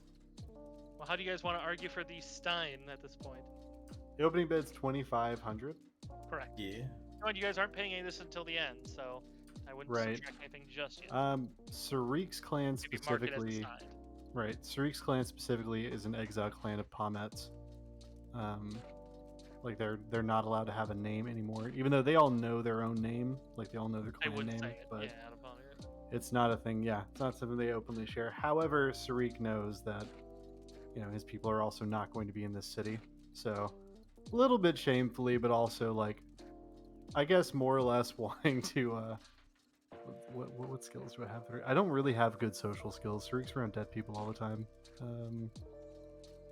I will help you. really- I will help you explain yourself. Yeah, I don't have good social skills. I That's think all you need. I'm gonna walk up and as I'm approaching the table, I think I'm gonna hold out my clan symbol, which I do have. It's gonna hold out my clan symbol and then more or less start claiming a bunch of things about this being my clan's birthright and that I should be the one to have this and blah blah blah, like all that good stuff. Fair enough. Yeah, I'll happily help with Please. My friend was crucial in the ending of the curse on this town. Please let him have his historical heritage. It was a try. that. It was certainly a try. Yeah, definitely. Just talking up Suri. Yeah, not bad. Nice. The weird, dead interested party members, come together. Go, Sarik. Oh, Oh, I'm Sarik is- so sorry. So if you hear a point, you get to re-roll, right? Yeah. I mean, That's yeah, totally how that works, yeah. right? We're all gonna use our hero points. Right for- now, I'm really just wishing we had like that misfortune oracle Right. for all the hero points being spent on this. Sorry, not that kind of oracle. We're using hero points for shopping today. For real. So like hero points let you re-roll it. Yes. Yep. That's yeah. Okay. Well, Didn't you Uh, not actually want it though? I want it now because it seems I'm not going to get it. You want it because you know you might not get it. Aha! Oh. A whole 8.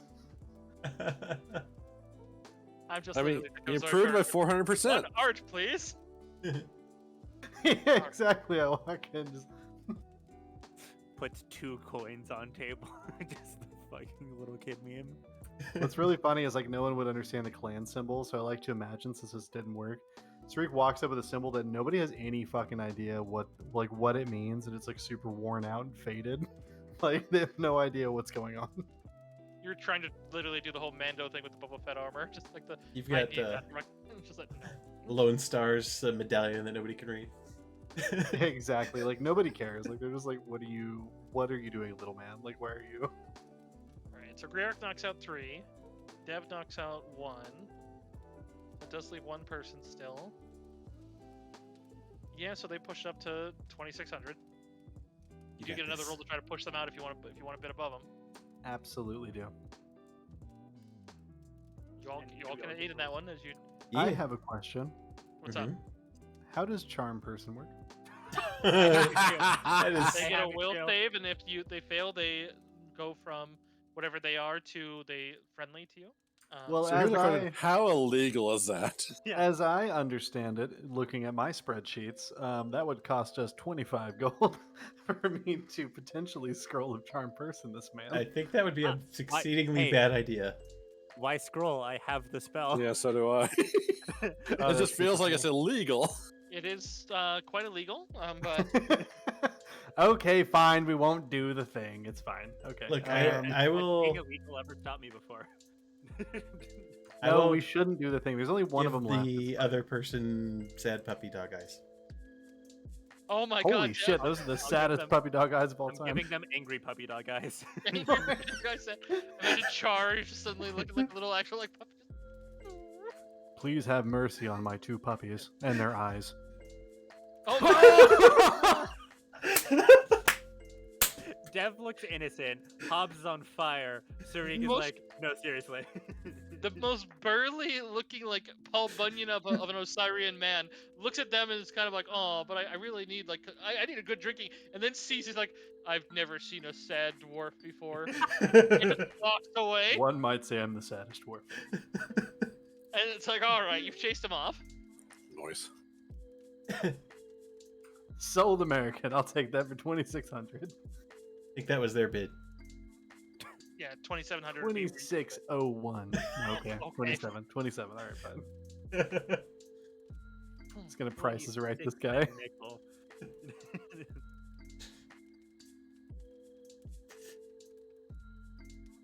Almer, hello. Welcome. Oh man. Good to see you. I'm trying to look at all the things that like change my fire stuff, and I'm like, oh boy. We are tricking people into letting us bully them out of auctions. Indeed. Kind of super awesome. Yes, yes.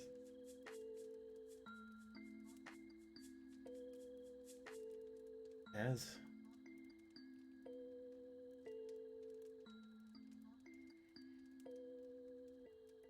All Mr. right. Lim? So, what? I heard Miss Tam. What's up? Yes, can I just ask like a quick like off book question real quick? What's up? What's up? So my fire affinity, it says that I'm just trying to calculate how much damage it does.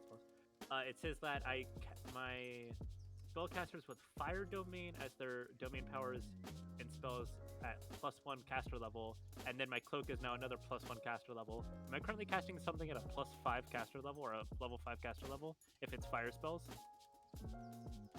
Say that all once more.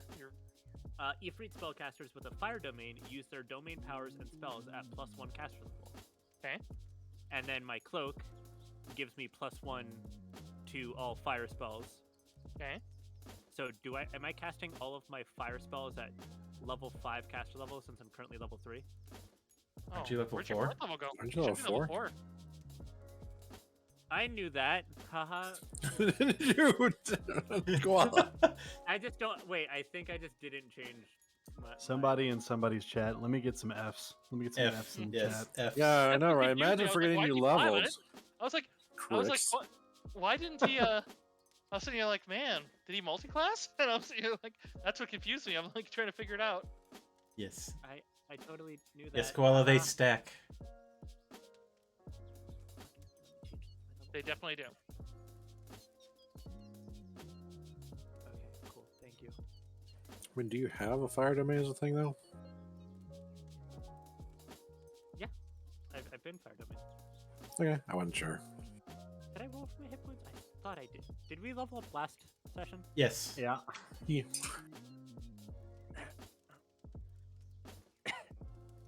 I'm not saying you've done fucked up, but You can roll twice and take the better. Just in case. Just the effort behind it. I'm trying not to so take heavy. sometimes. I'm being a dumbass. Leave me alone. You're good, Koala. I guess you're doing paperwork now too. Yep. Jeez, you gotta pick spells and shit. No, don't worry about it. Leave me alone. I know what I'm doing. Pay no All right. attention to the dumbass behind the mirror. So as you guys are in the midst and the throes of heavy auctioning and having fun, and some of the workers come to you and start informing you about how all your stuff is selling, and selling for decent amounts. Speaking of, unless you guys want to, oh wait, no, we haven't done that. So if you guys want to put your item into lots, you can certainly do that to target some of the people. Granted, some of them pay more or pay less for individual items, but basically you can try to cater to them and encourage them to go to your bids, basically. Yeah, I mean, the way that their bids are set up, that's not exactly how it works, but that's how the system runs it. So, if you guys would like to do that, we can get past that and figure out how much that Lisa servants would tell you you're getting, which most likely is going to be considerable. Otherwise, you could just do one solid roll and just let Dev basically try to roll like he does pretty well with, so.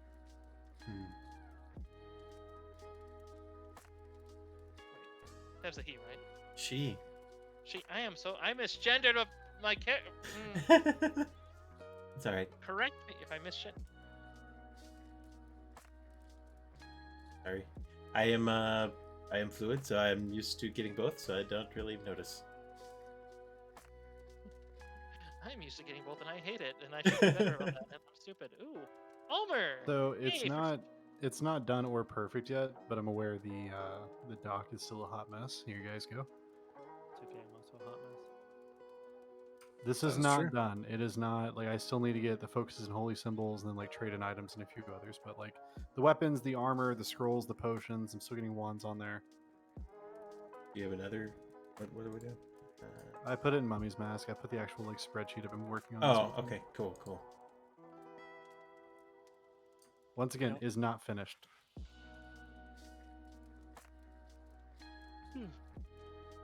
Nice. Categorized. Yeah, I guess I should ask, was there anything interesting in that spell book, like as far as the level 1 spells go? Because just in case I would have wanted to. Yes, I don't know what would qualify as interesting to you. I guess anything that's rare. Nothing terribly rare, no. Okay, so that's fine. I just know sometimes there's like, spells around in the loot that we Right. don't find otherwise. I'm like, I should check. Yes. Ancient Osiran magic. Yeah, except that You one. never know. Siren, that one was from. Oh, Right. right. Never know what he found before, though. Right.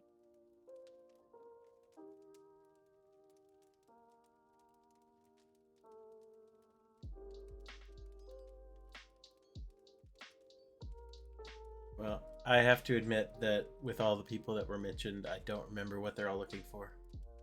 I know one was looking for like weapons, one was looking for like, I think groups of like stuff for like everything on the first tomb. I think they were about like individual people, and like so they would have liked that stuff. I think we sold most of that already.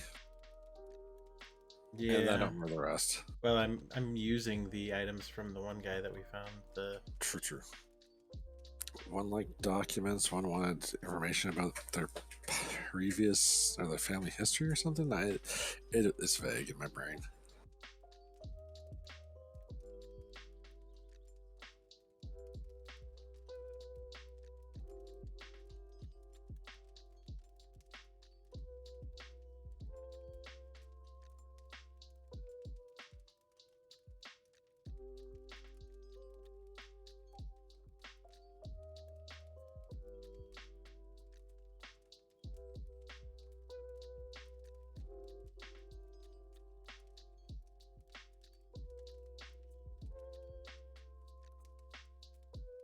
Okay.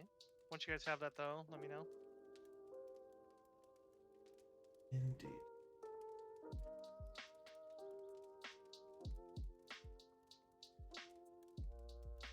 I mean, how were we, or were we split up at all? Ah, man, that flail. Yeah, I actually charted the price of that already. That flail's worth a lot. Like, adamantine heavy flail is really good, but if nobody uses it, it's like...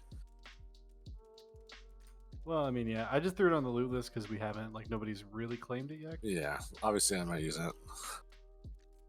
It's like, oof, adamantine. But it is worth a fair bit. 3,015 gold pieces.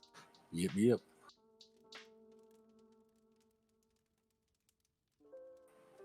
Yeah, I mean, we could definitely probably sell that to the weapons peeps.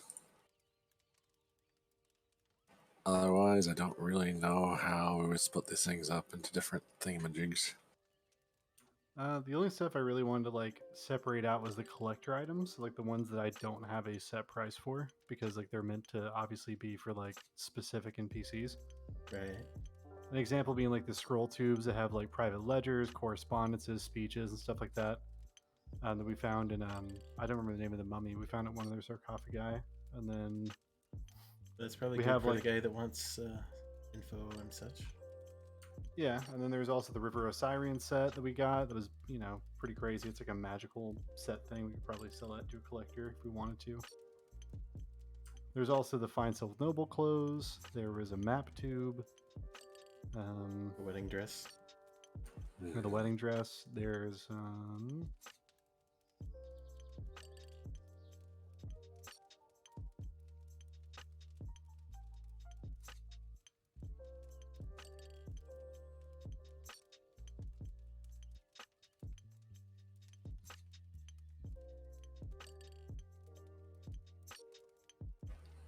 There's a headband. I mean, it's cursed, but yeah, that's not our problem. that's actually worth like 4K. So I Yeah. think we might auction it. Well, yeah. I guess as long as you To know that describe it's the cursed. I did put it in all caps, and I like to think in game, like Suri just kind of slaps whatever crowd. He basically has some tape and just like put cursed on a piece of tape. Slapped it Do on there. not wear.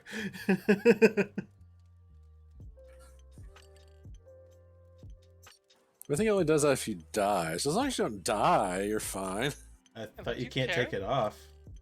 Yeah, you can't take it off. Cursed items don't let you Yeah. off unless you Yeah, just don't die with it on. Just never die. and never take it off. Exactly. Unless you want to be an undead skull thing. Come on, just no. See, you Fair. you remove Otherwise- the cursed label and write grants immortality. You're technically not lying. See, that's not For wrong. Rasmus, we'll remember this. Fucking everybody will remember this. It's like you're not lying. You're not lying, but holy shit. Do we know any like real shitty person in town that we could do that to and then still feel morally justified? I think we've killed all the people that were like Right? that. Yeah, okay, I'm fair enough. surprised no one balked at the rumor you guys heard. Like everyone else, was like, yeah. What? Which one? Yeah, I don't What? remember. One of the rumors was the sole survivor of the scorched hand Oh, right. You know, I was was. ambushed leaving the necropolis, and I mean, Greg was like, Sounds like fuck he that might dude. that's fair. I figured that'd be- I didn't even catch it. I feel more like a Sarik thing just because he gave him a bunch of money. I did? Didn't No. someone? Koala did. Koala did. Oh, Koala did. Well, then, yeah. Oh, that kid got robbed. That was who it Yeah. was. I mean, he might be dead. Wait, what?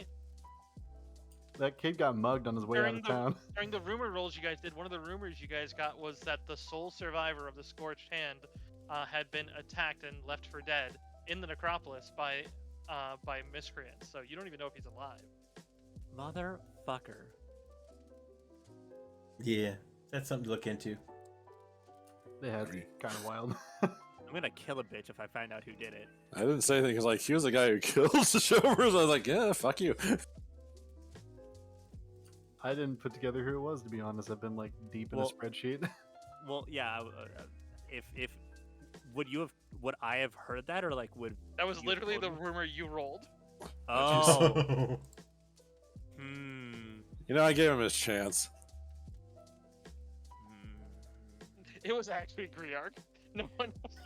He was I- running away, and Griark was just like prone, just like, the Lord is I- my shield, and I am his sword. And just like shot him in the back. Did you just Saving Private Ryan that kid? I want to ask, did we hear these rumors like during our week break, or like during this, or when were these rumors heard? They were during the auction. Okay. As you're socializing before it opened. Okay. I know what I'm doing after this auction. Killing a bitch.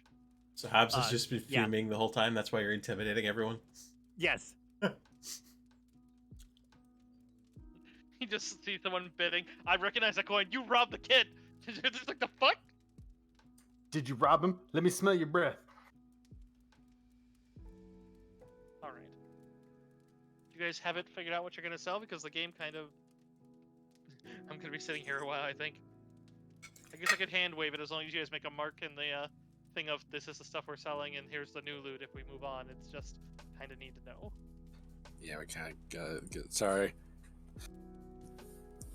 Part of this should have been done during the week, but also we didn't know the lot Yeah. system and shit like that, so we wouldn't have the lots figured out anyways.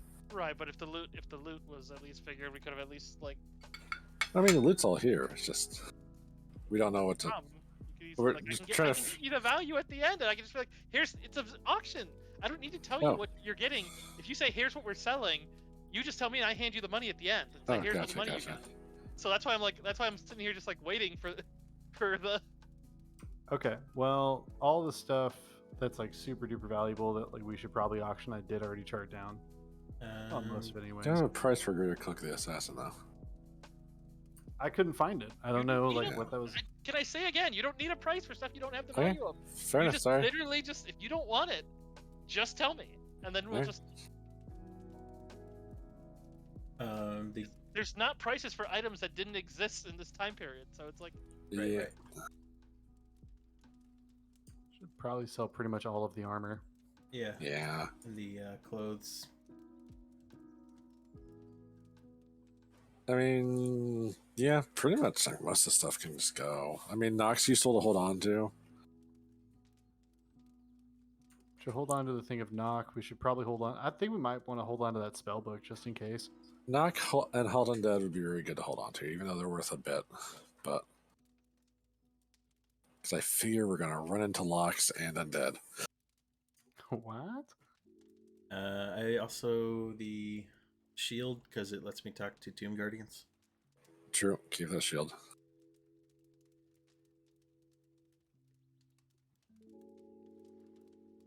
Cool. As far as weapons, anybody want to keep any of the weapons? I do have all those charted. No, I mean, if someone's actually use a flail, but they're not, so just sell it. Who is highest strength? Because isn't adamantine like super heavy? No, I don't think adamantine's actually heavier. Maybe it is. Especially the adamantine ignores hardness. So if you run into a construct or something like that, it doesn't fucking matter. Yeah, I'm actually thinking of a different system. Ignore me.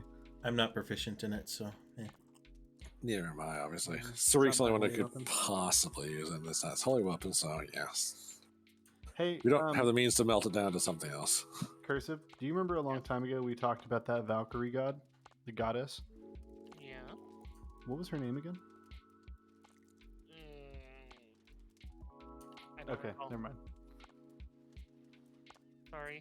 No, it's okay. Her stuff was a Morning Star. I'm remembering now. It's not a flail. Do you remember what domains we're talking? Because I'm better with domains. Nah, it was chaotic good, and it was about like, I don't recall anymore. It's fine. I'm not worried about it. We should just sell the heavy flail if no one's gonna use it. Yep. Yeah. Can't use it, can't reforge it. At least we can't. Cool. That's all the weapons then. All of the armors. Keep the shield. All of the clothes. Should probably sell most of this jewelry and bullshit like the silver anklet set, pendants, funerary masks. We can take the braces of armor off there because Qual's got those. Well, you have those. No, the swift action ones Qual has. They're on the loot list. Yep, yep. Mm-hmm. Yeah, and then you have mine or my old Yeah. ones, right? Mm-hmm. Yep.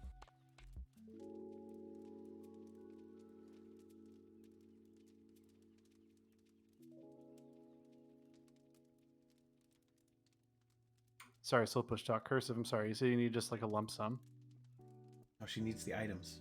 I don't need a sum. I just need you guys to mark what items you're selling, and then if you're putting them in lots, I need to know who's selling them so I can properly apply the math at the end. Yeah.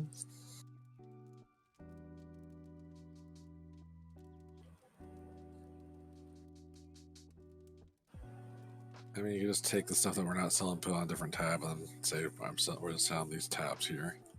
Right. Or you can mark the boxes by colors and then say this color is this Yeah. person. Both are very easily done, and we'll move past this segment.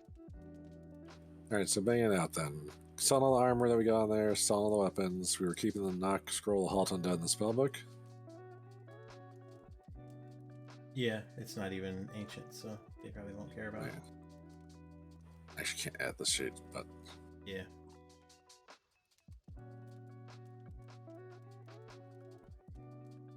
holy symbols, I think everybody wants. I also get trade jewelry, so it's just really those three things. I'm not familiar enough with this.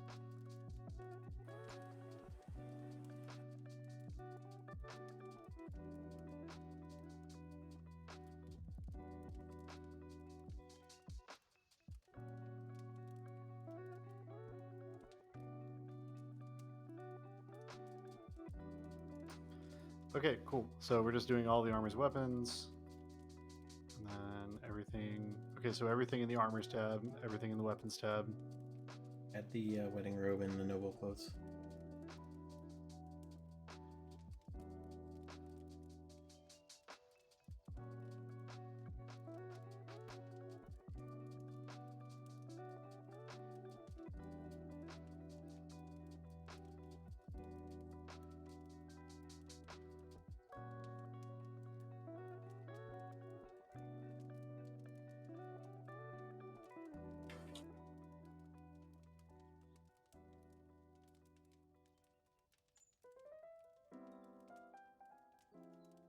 Am I missing anything else? I mean, you see three things I highlighted there Where? on the scrolls one. Nope. Yeah, because you Alright. can't edit Halt- it. Yeah, I can't edit.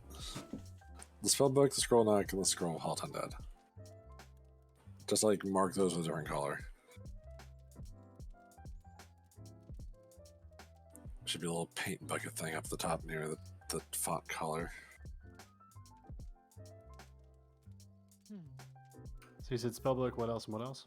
The Knock. halt undead and knock, because knock is just defeat lock spell. And halt undead, if we run into like a fucking mummy or something, might work.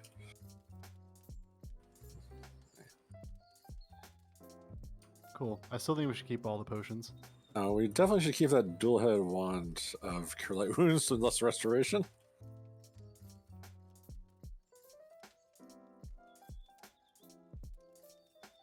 And I don't know if you want to keep that one to turn undead or not. I do. It's just useful. We're gonna run down a bunch of undead. So we can just say anything that's not got a collar in it we sell.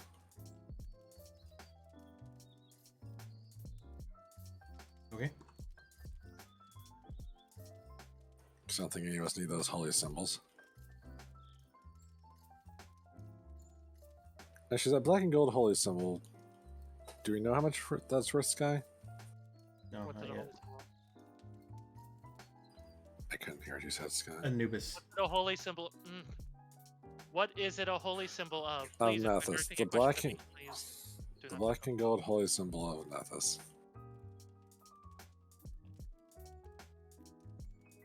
Especially if your answer is wrong. Oh, it's up here. It's 100 gold. I'd actually kind of like to keep the black and gold holy symbol of Nethys.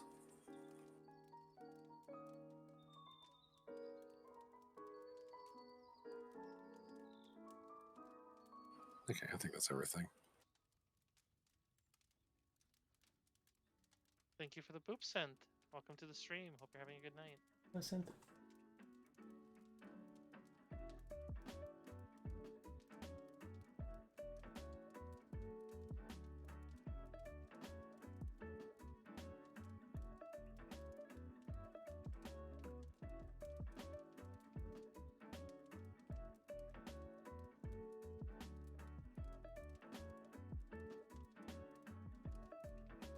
takes the pistol on weapons. I think Ryuk's taking that. I wasn't planning on it. It's just a normal pistol.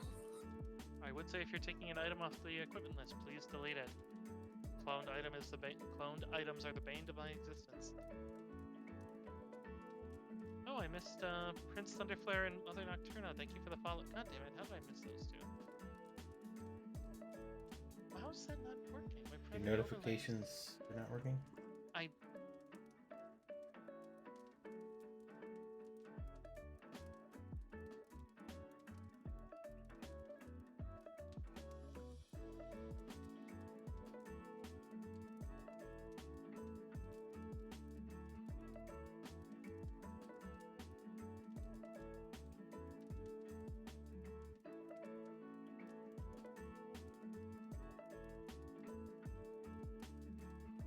Cool. So if that's it, then that's it.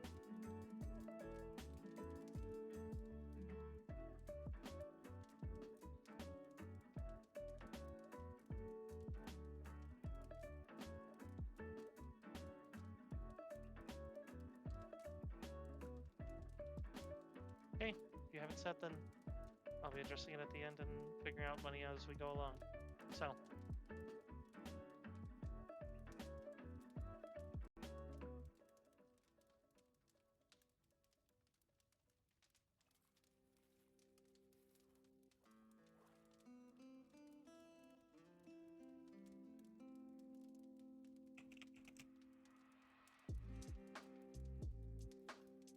Alright, so as we proceed forward then, I would like to first ask each of you all for a perception check, please. Alrighty.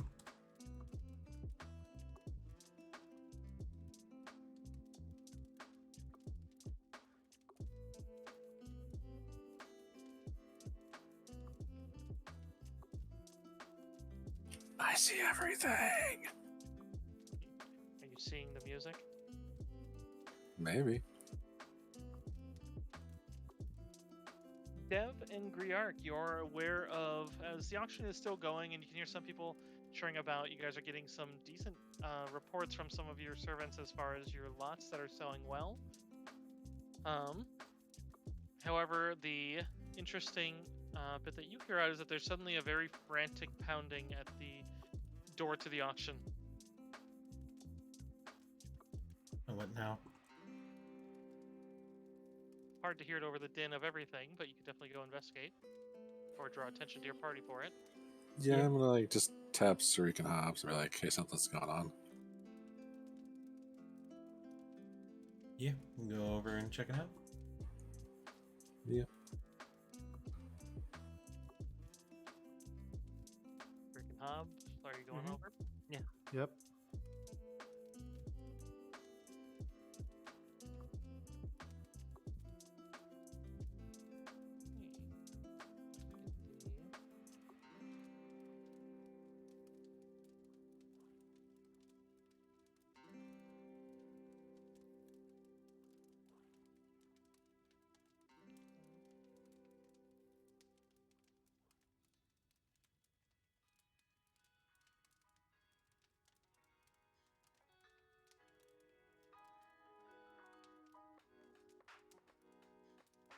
Okay, this map does not correlate to the way they describe this.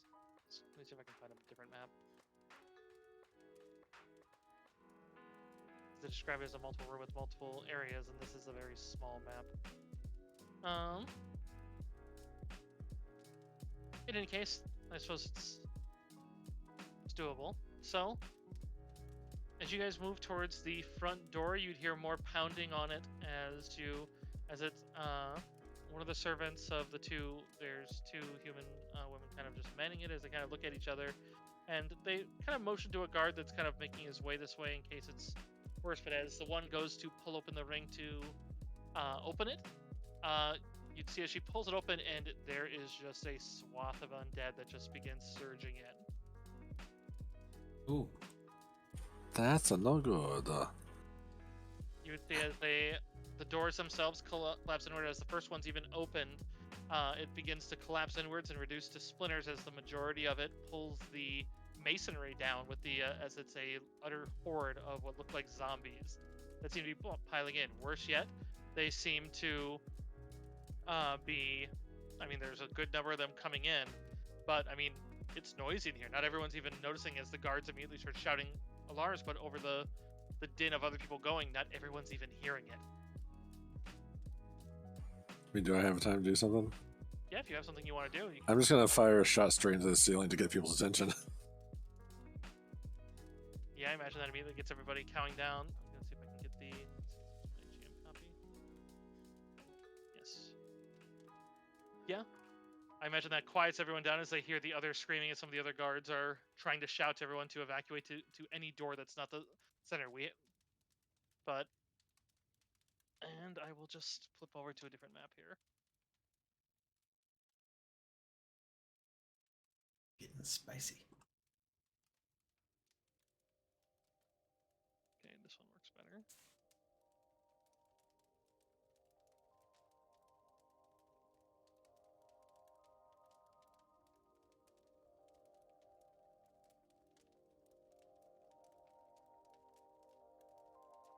How's my chat doing? Anybody having anything fun going on? Sorry, I'm the one. I didn't mean to slow it down with having to change the map, but it just kind of irritated when I see like that other one didn't fit at all. I feel like we've slowed down way more than you have, so don't worry about it.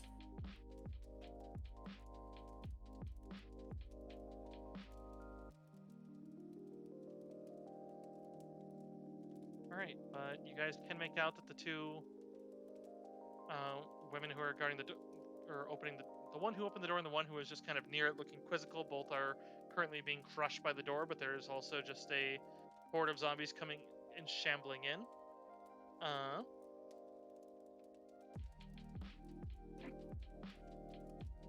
Okay. So wherever you wish, you guys get to start by the initial placement. Every single piece of terrain is considered difficult for the sake of not necessarily that there's a person in every square, but some squares may cost you more than one square of movement to get past. Like it might be a bunch of people trying to move against you. So whereas that's how they represent it, and rather than like a lot of times you guys have seen, yeah, they don't usually populate a huge crowd. I do have huge crowd tokens if you would like, if that assists, but otherwise I will populate with the zombies. Would these things get cover here in the middle? Or is that a pool? I can't tell. I would say the majority of that right now has been set up into stages that are probably semicircle stages to basically be the different. There's probably 2 layers of stages that are both half circles on the top and the bottom side, with then an opening that walks through the center. They'd still be using these big stages, but they would have 2 auctions on each and then be utilizing the walls. So I'd say disregard the standard furniture because they have tried to fill it with. There's supposed to be 25 stages in here. Ah, gotcha. I mean, since the stage seems like that's just a better place for a gun person to try and go, anyways. Well, I probably wouldn't be there right now. Populate my zombies. Oh.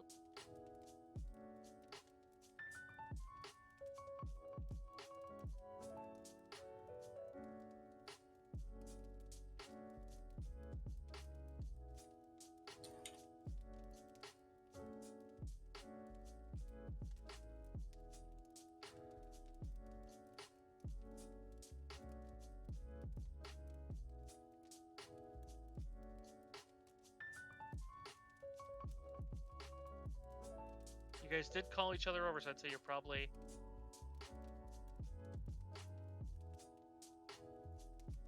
Near the door. The map layer, so it's less.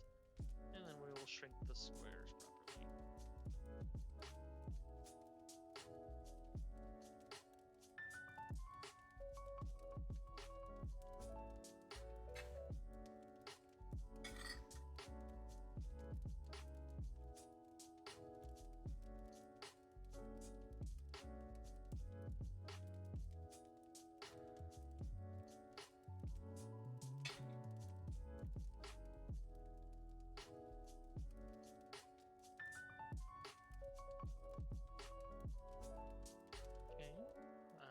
Griark and Dev, are you guys gonna?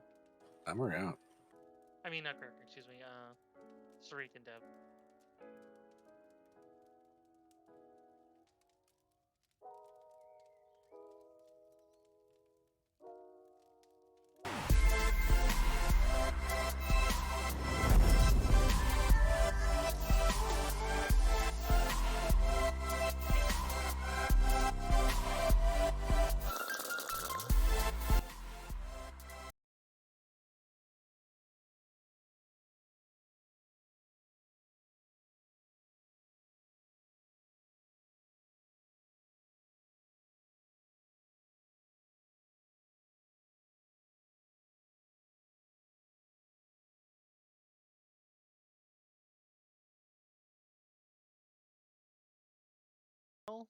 But otherwise, there are currently zombies just shambling over into the auction house. You have no idea what the state of the city is behind.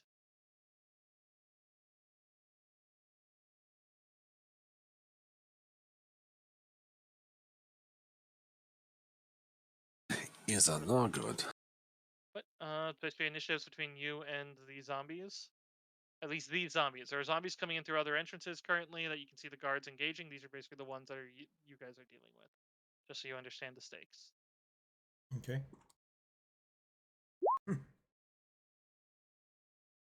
Zoom.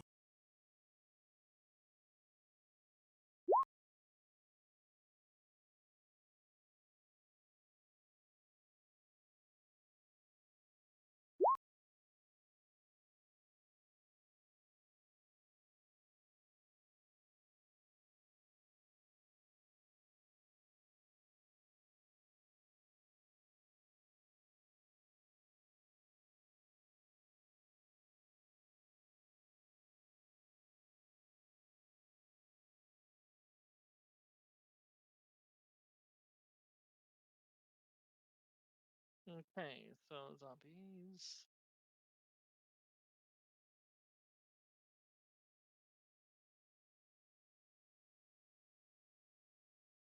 Make sure they don't have any template or anything. I don't believe so. Just standards. All right. They had one. Good thing for a natural one on one of them.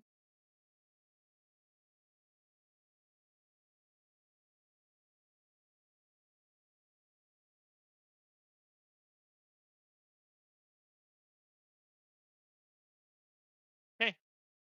So, Griark, you're up first. Gurka's gonna try and climb up on top of the stage, like have a better, better aim at, not have to aim through people. I don't know if that's difficult terrain or not, but It would take a little action to climb up, and then I would probably treat it as some of your movement to basically move the curtain to give you a shot at where the zombies are coming in. But yeah, you could definitely do it. Basically, here I'll start drawing on the thing. Let's see what's a good color that's vibrant. We'll go with red. Because basically, I'd imagine that these stages basically make up a little, not terribly large. Actually, it probably wouldn't go down that far. Probably one less, because they'd want to leave a 10-foot walkway here, and then sort of, and then they would probably actually it'd be easier just to do it double-sided, and then have another one against the wall. Would make the more logical sense, and then similar kind of setup. This is obviously a terrible drawing. it's fine.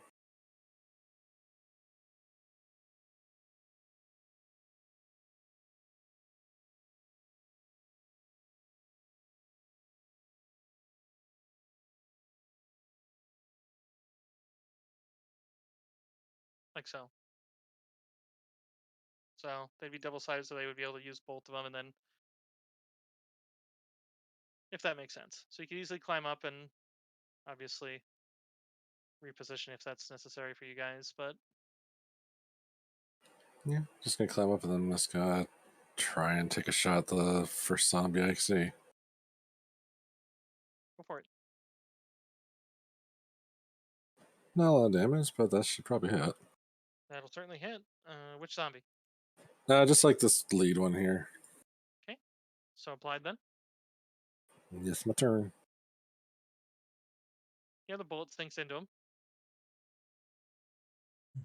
One of the other ones that's like kind of further back in the pile kind of pushes past some of his buddies, and shambles in. Moves right up to you, Deb, but just kind of reaches its arms towards you, but can't seem to make an attack this turn.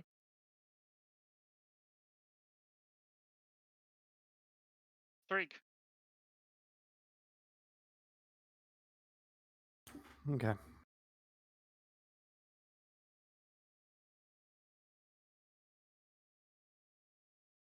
Gonna hit him with a hammer.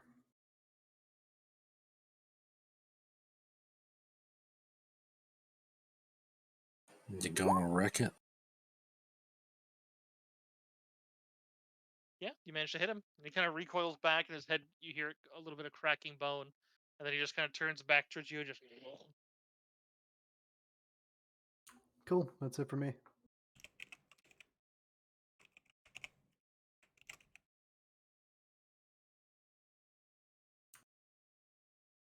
Alright, on to more zombies.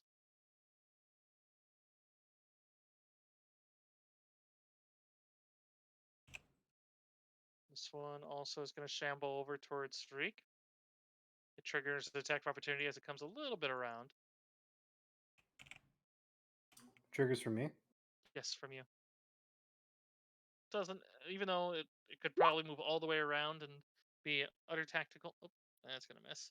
It doesn't seem to be smart enough to do that. It just kind of stumbles into you and just kind of holds onto your armor and then stands up off of you to start swinging an arm towards you next round.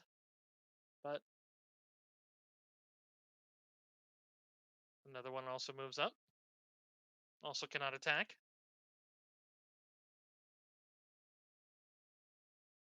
Hobbs. I'm just going to firebolt the one that Sarik hit with a hammer. Okay.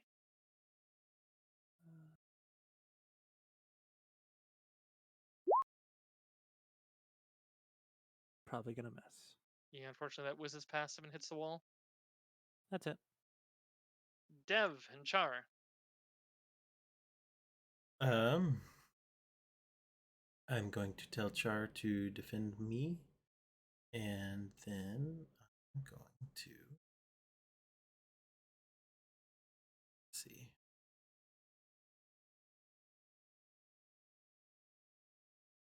.5 foot there, and I'm going to channel energy to harm undead. Okay. So let's see. 5, 10, 15. It's 20 foot or is it 30 foot radius? It's only going to really matter for one of them, but still. 30-foot radius. Okay. So they're definitely all in it. DC 16. Okay. Ooh, natural one.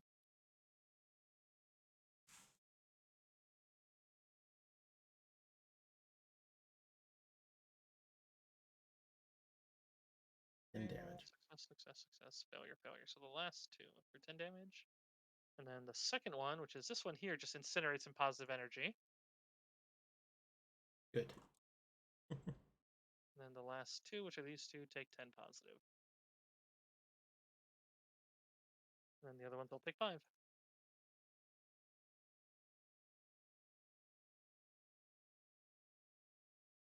Yeah, the rest of them are definitely burnt by that.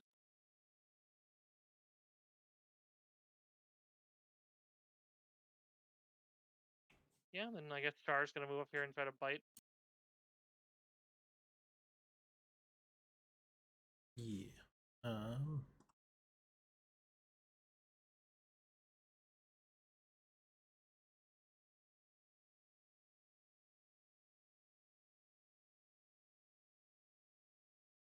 And probably miss. Yes, that'll miss. Alright. Other zombie just shambles forward, can't attack.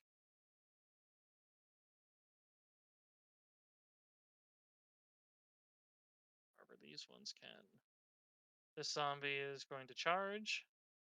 It shambles over and lunges over at Dev.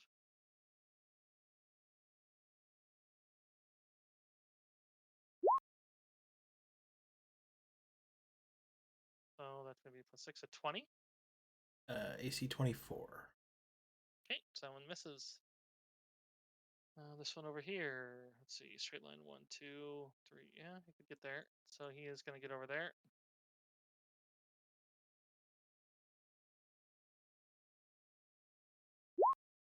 And miss as well.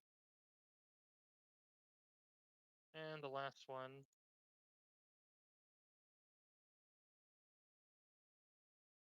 Do you have combat reflexes, Sarik? I do not. He kind of stumbles through his fellows as he tries to shove around and gets over here.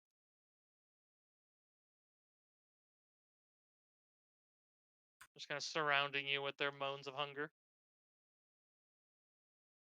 Back to Griark.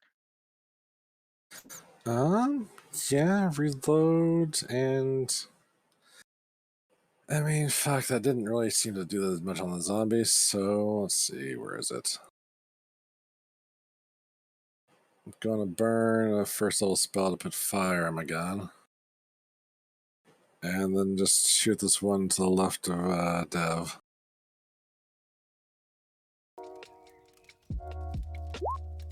Oh, I might not need the fire damage. No, wait, the actual damage was shit. That's sadness. I just saw the crit, I'm like, oh, and then like, oh. The one left of Deb, you said? Left of Dev, yeah. Okay. So how much does the musket crit to? Fuck. It is a ×4. Okay, so it turns into 8, 12. So 7. Yeah, that one still just collapses down and begins to burn. That's nice. Otherwise, it's my turn. Okay.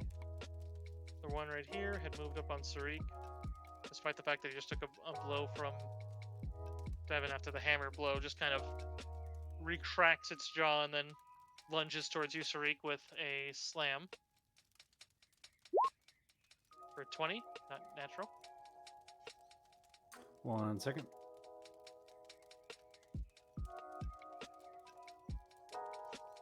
Aha, I will not hit. Okay.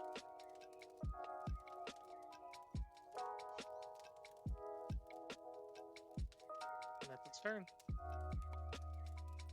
There is a groaning, and then a you'd realize that the scaffolding at the front of the building is collapsing. I need a reflex save from everybody that is not Hobbs or Griark or the eastmost zombie. So that's going to be 1, 2, 3, 4 of my zombies. You do also see as some of the guards are moving up to assist you in this matter, just also got caught as well. Oop.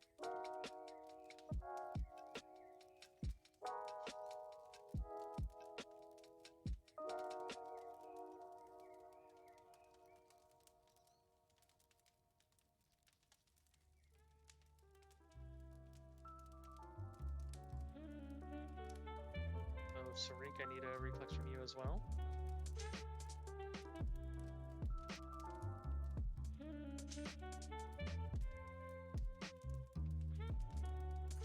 Oh, but you're wishing you had that. Here, boy.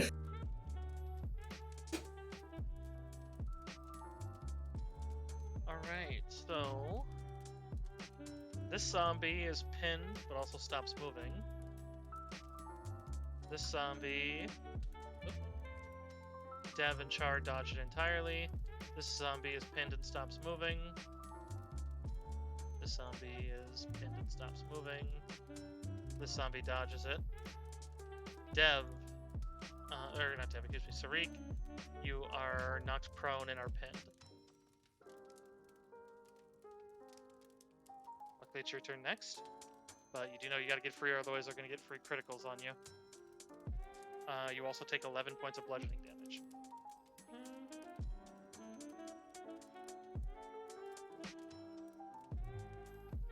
The collapse is also now very difficult terrain, meaning it takes quite a bit of effort to climb over it, or you can do a climb check to turn it into difficult terrain, and it is effectively this square here. Oh, that did not draw.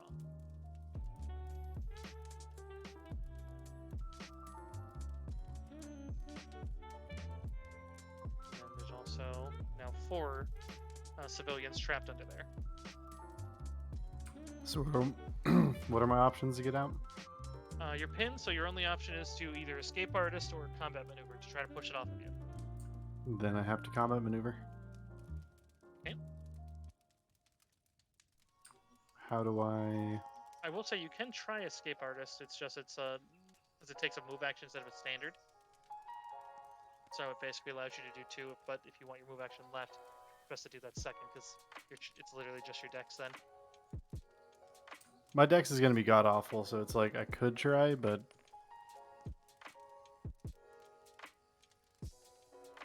wait, will I still be able to do combat maneuvers if I attempt it? Yeah, you can do them in either order you like. It's just Okay, I'll try escape artist first. How do I do that? actually I should change these because there's supposed to be 2 females at the. All right. If you're gonna do the combat maneuver first, then that's a CMB roll. Otherwise, escape artist is just a dex roll. So whichever one you want to do first. The CMB is going to take a standard. And I will say the DC is within your striking distance of either. So I'll try the worst one first. I'll try the escape artist, the dex roll.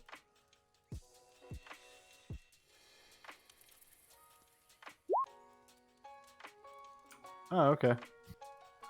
How about a dirty 20? yeah, you managed to free yourself. You still have your standard action, but you are prone. Huh. Okay, can I stand up with my action? You can. That'll trigger attacks of opportunity. Fair warning. I feel like it's that or free criticals, right? Because I'm prone. Well, you're not pinned anymore, so you're not going to get free criticals. Yeah, I still don't like being prone. I'll accept the attacks of opportunity. I'm gonna stand up. Both of the zombies try to dive on you, so that'll be 2 attacks of opportunity with basically a +4 on their attack, which I'll just reflect on their attack rolls. But that is not a 1. So the better of the 2 is a 25. 25 hits. So for d6 + 5, so for 7 damage. Cool. But so that will take your standard then. So you have a swift left if you have anything you want to do. Otherwise, that'll be your turn. Nah, that's my whole. Wait, actually. Channel energy is a swift. Wait, is it? No, I don't think it is actually. Nope, that's my whole economy. That's onto this one here, who is still on his feet. Yeah, he just tries to slam at you again.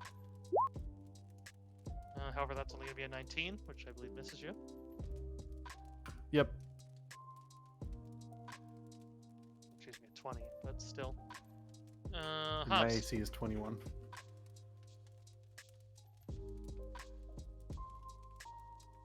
These 2 are just pinned and took light damage. And then these 2 were under the door in frontal frame when it collapsed and are probably Welcome, more Raiders. dire straits. Stereo Gaming, thank you for the raid. I'm just gonna shoot at the one Sure why that's my not pinned next to him. notification didn't come up, Okay. but welcome. Nope. I'm sorry, Koala. Hello, Sheep That's and it. Muffin. Well done. How are you guys doing tonight? Char, I guess there's not. I guess he. Char has Probably- nimble moves. I think that I don't know if it is different because you said it's very difficult, but Yeah. it says you can, I think, ignore the first 5 feet of difficult terrain. I mean, otherwise, he also has a zombie right here he can attack, True. which I think Yes. would be the more logical dog-like choice. Yeah, Unless you fair. direct him towards the other. But Oh. I would say you could roll again for the last one. I'll tell you right now, that one only has 2 hit points left. So I mean, A roll for posterity. damn, I really wanted to do it. I mean, he still killed it, which is great. But yeah, I'd say thematically, Char reaches up and actually pulls that one's head off. Nice. Just kind of knocks it down and then just grabs it by the back of the neck and cracks it and pulls it off, tail wagging. Good boy. Good boy. Your turn, Dev. Seems the only one left. Alrighty, Asterion. Have a good night. I'm doing great. Yes, I will. Actually, there's one left, but there's people hurt, so I'm going to channel to heal. Good call.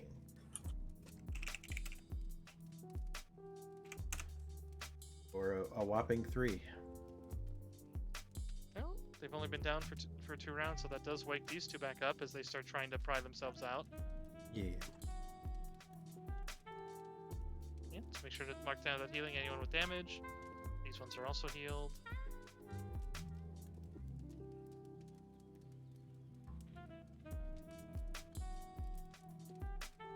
Griark, you're up. All the zombies are Dune. Oh, This one. yep.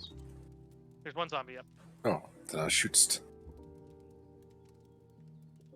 You hit him. Although it just seems to stink into his flesh, doesn't seem to do much. So 4 damage. Well, actually it'd be plus, Oh, yeah, so the- 5. Yeah, the fire seems to be doing stuff to him, but the Oh, bullet the gun. itself. Gotcha. It's my turn.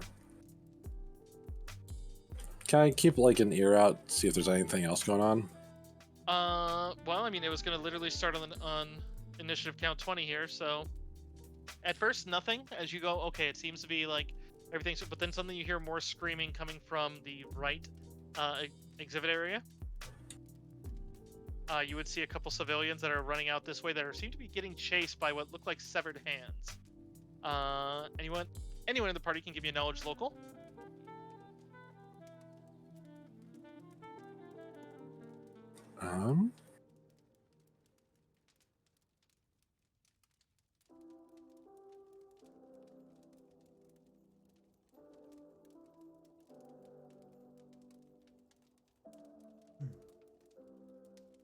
But yeah, just enjoying some Pathfinder here.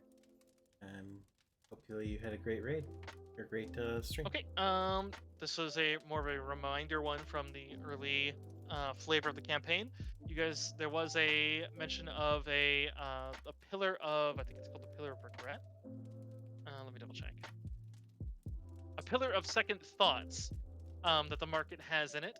That basically is where they put all the severed hands of thieves. However, it seems that those severed hands have now come alive as a horde of undead hands. Most of them seem to be just kind of grabbing on and don't seem to be doing much. However, you do spot the armorer, the one that seemed to be trying to buy, and one who was buying a lot of your stuff, is running for the main areas. He's trying to flee as there's one particularly small hand that seems to be crawling up his backside and immediately jumps onto his neck. You can see as it starts choking the life out of him as he collapses right there.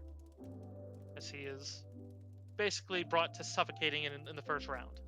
Oh my gosh, save him or I got borrow shit. Yeah, so he's basically at full health at this point, but is treated as failing his first save. So it means he's going to drop to -1 in a full round, and then after that he'll be dead. Basically, you guys know you have about 10 seconds to get it off him or he'll die. You do see other crawling hands that have also come out of that side that seem to be kind of coming your way. They seem less aggressive than that hand, but get the crawling hand ones. Must have really pissed that hand off.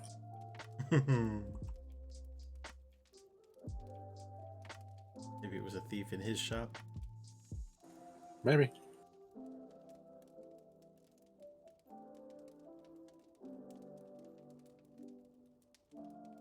Oh, my undead pack doesn't have a crawling hand? Seriously? Crawling hands are amazing. We need the thing. That's kind of weird, yeah. This will work for them, but sads. And there are 6 more of these bad boys. They are tiny, so they can share squares, and they're supposed to be surging for you. Oop. Yeah, let me copy the one I already adjusted. So they are very clustered to start. Indeed. That zombie can't do anything, but otherwise that will go on to Sarik's turn. There's still one zombie right near you, but I will say you also hear, Griark, that there is a loud thumping coming from somewhere in this vicinity. Good. No. Is this the guy that's being strangled right now? Yes. Yeah, let me put a symbol on him. Let's see, do I have a good strangled? We kind of Grappled. really need to save that guy. Yeah, I mean, I don't think he's paid yet. Yeah, he hasn't paid yet. I will tell you right now, I mean, if there's nothing else, if he dies, you guys aren't getting paid. Can I 5 foot diagonally? I forget. Or at least you won't get paid the better value than his does. Yes, you can 5 foot diagonal. I'm gonna 5 foot here. Haven't looked at Sarik's spell list in a minute. Just 1 second. You could, I mean, at that range, 5, 10, 15, 20, 25, you could channel to Harm Undead and you'd get the hand that's on him. And then you would potentially clear out the ones between That you would and him. be ideal. You said we're level 4, right? Yes. Huh? Correct. I did my level up stuff. I'm channel energy. I'm just making sure it's charted correctly. Sorry. Okay, so it is still 2d6. All right. Yeah, I'm gonna channel energy, harm undead. Let's do it. My strategy. Oh, nice That's a good damage. roll, Holy yeah. shit. All right, so the first one's going to be the zombie, and then I'm going to typewriter all of them. So there's a total of 8, because there's one that's not on the. And the chat or the hands. Well, that's definitely that zombie dead.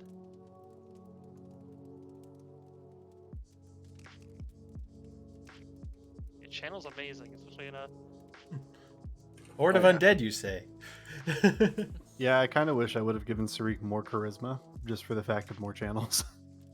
There's a point where I made a replacement character for a campaign that ended up being the little froglock race, and I ended up getting like a 12 wisdom on him after a major curse hit him that basically we had no resources to get rid of, and because he was a DMPC, so it's like I was just like, how do I play him?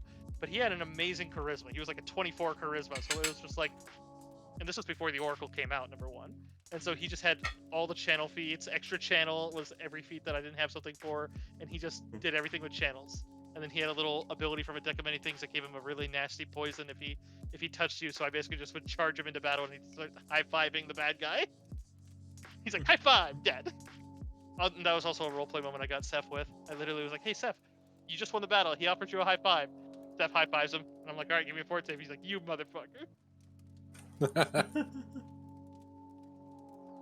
He's a little rambunctious little scamp. All right, so they have a +2 to their will save, so in this case 3. So the 5 on the zombie is certainly, I mean he has 3, so 4, but he is certainly evaporated. What's your save DC? Great question. Glad that you're asking. What's your charisma mod? Charisma mod is a sweet 0. All right, fair enough. Well, that's a 12. Okay. So, still, that's not terrible. That means that the one on him is still there, but it damaged him. So you dealt 5 damage to the one that's on him, which I'm actually tracking on the character itself. And then that is, the second one is toast. Third one is toast. This one takes half. That one is toast. That one, let's see if they add 3, that would be 12. So that one ties, so he is still there. And that one ties, so he is still there. All right, so you took out half of them. I'll take it.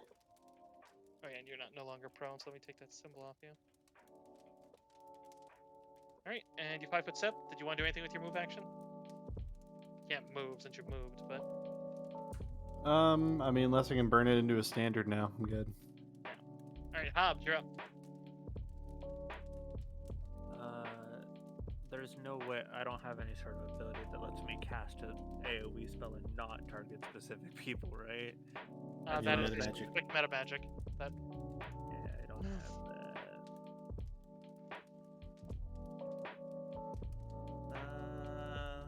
Wait 1 second. Let me look at this.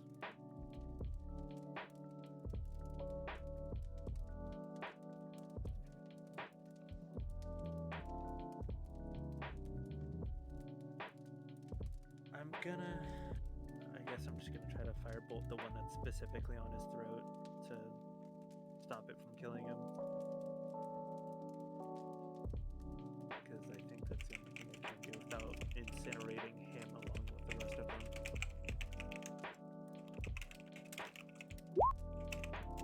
I hit the wrong thing! 1 second. Great. That's it. all right, Hobbs. Fine. Car.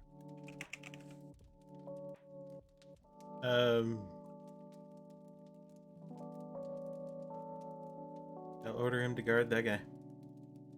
Who's that guy? I'm pointing at the guy on the ground getting choked. Okay. Well, that guy's not prone yet. He's currently being choked, but he's about to be. So you're talking about the guy that's currently being attacked by a hand on his neck? Yes. Okay, thank you. Yeah, so Char will go over that way. He's going to trigger attacks of opportunity from the hands.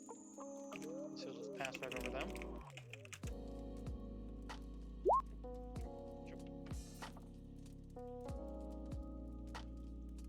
What's Char's AC?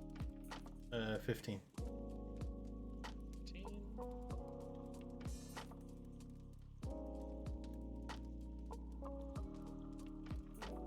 It literally has me roll a D1. Alright, so D1 plus Okay. 2. So that's going to be 3, 3, and 3. It's going to be 9 damage. And what's his CMD? 17.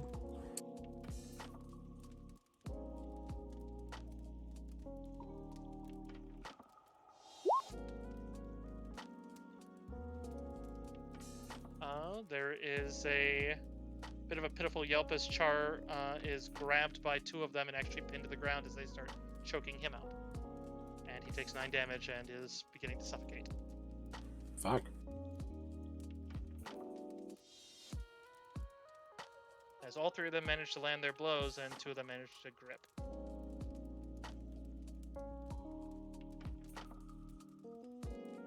Dev? Alright. So moving out of this terrain, what I need to do? What do I need to do to move out of this terrain? But it either takes 4 squares of movement per square, or you have to do a climb check to basically treat it as difficult terrain. In your case, that would only be 1 because then you can get on a stage and run around the stage. I think I can do what I need. I'll just take the 4 squares and move.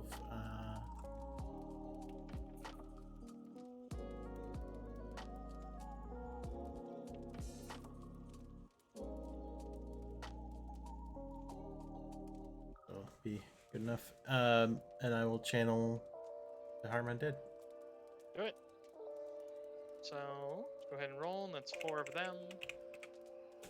Roll for 4. Oh, of course. That's Oof, that's not good. okay. The one on the guy takes 2 points of damage. One of the ones on Char takes 2 points of damage. Next one down takes 1. And the next one down takes 1.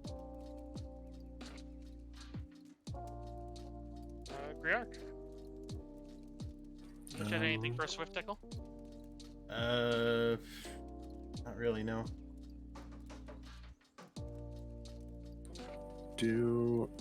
I think they're like right after me, aren't they? Yes. Yeah, fuck. Which, to put it in perspective, we'll put them like this, since I honestly didn't anticipate them surviving a round. I mean, one dude's already been choked out. I'm assuming Hobbs has got the little hands, because I figure that's easy for him to deal. So I'm just gonna move over to here and try and like. Can I shoot the hand without blowing his neck out? You can. There is a risk of blowing his neck out if you miss, though, so don't miss. Yeah, I'll just cast magic missile then. Okay. So let's see, I'm at like 3rd level. Yeah, so just 2 missiles.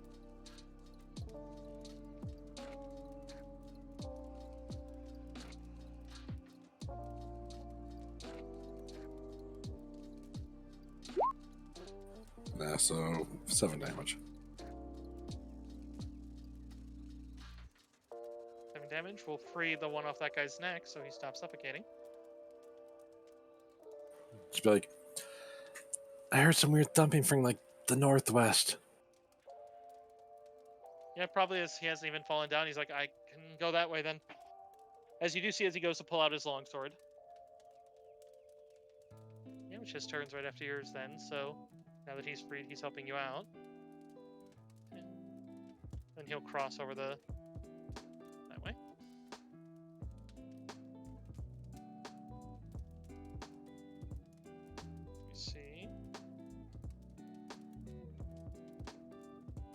Yeah, to which, since he can get there in that turn and see it, he would say it's like that empty sarcophagus one of the groups was selling. It's thumping.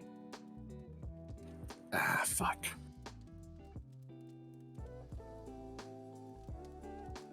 From what you know from when you guys were going to the auctions, it's like it was empty. They showed it as empty. That is very weird, but it could be some sort of spirit. Hmm. Yeah, because that is a...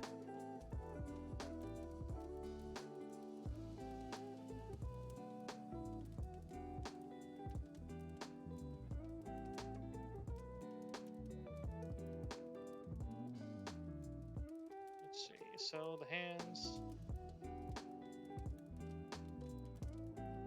One that hasn't fully latched on tries to latch on to Char. It misses. Your weight, if he's a 15, he's down by 4, they add 4, 10. Oh yeah, that is still going to be a miss, because he's not prone yet. But the other two just maintain their grip, which they do have to still roll for, but... Plus 10 on the rolls are really not on a 1 then, with the 17. Okay. So the other two are maintaining their grip, which does mean he's losing 2 rounds every round. What's his total con score? 15. Okay, so he has 7 rounds of air, now 6. Effectively. He has 6.5, because technically they're... But... Because basically he loses 2.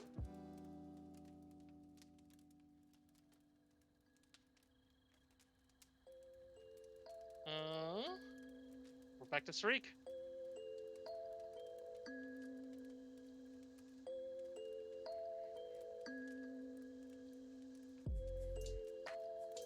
Crixus, you there? Yeah, I'm here.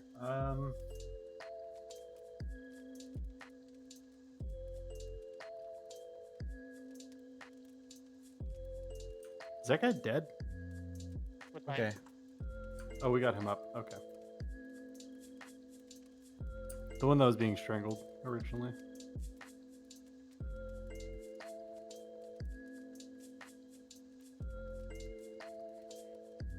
Oh, my background music. Thank you, Synth. I don't like those being on Char. Well, do I have something that's not going to take what my channel energy is?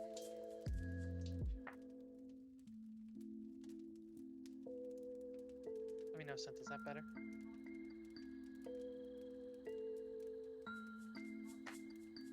Also try to lower my sound, but then you won't hear them as much. Oh, I could also lower it on my equalizer. That would actually work.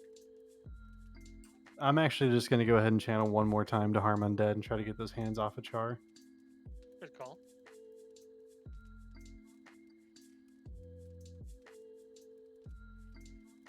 Meh, 6. So there's 3 of them.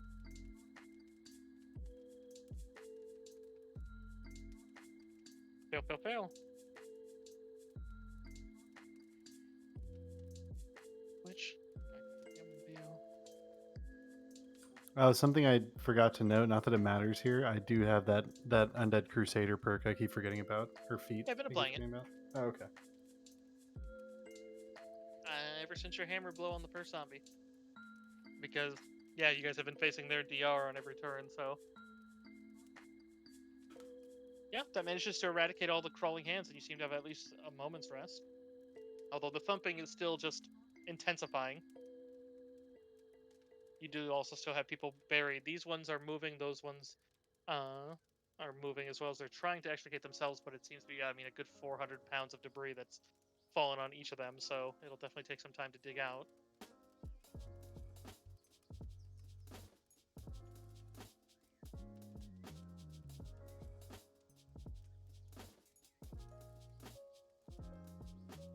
Let's see if I have anything to help with that.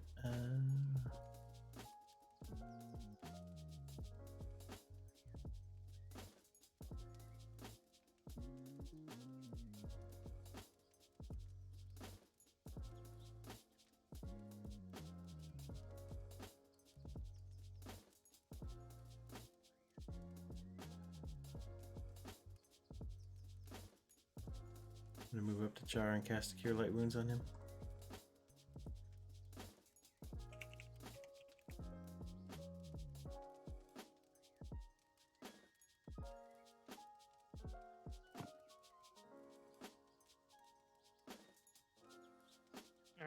Yeah, for 10 healing on Char.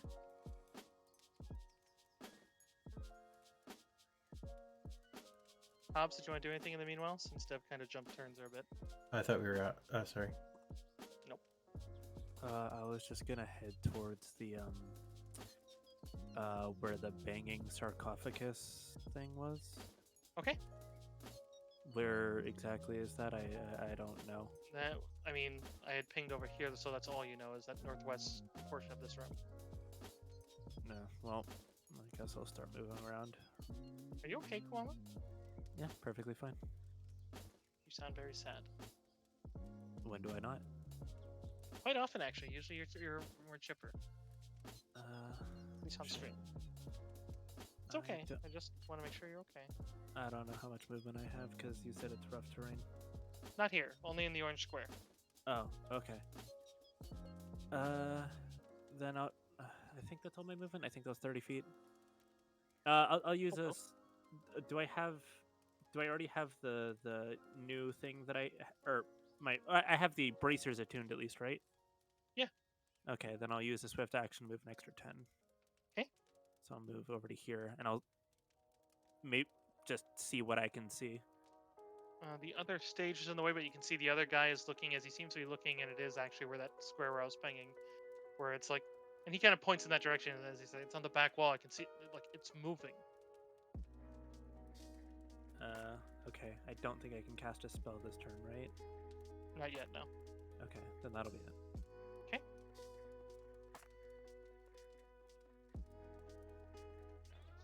Riark? Just gonna like make my way over across the stage to here, I suspect. And just try and I just like ray in action that, like, if I see something that looks like I should shoot it coming out of that thing, I'm gonna shoot it. Okay, but it's on this one here. You keep in mind these are curtains and these are double stages. So Oh. you can move the curtains if you want to see anything. Because right now you just see curtains and stages Alright. and stuff for auction. Gotcha, so I can't actually see it. No, so you have no line of sight between these. Gotcha.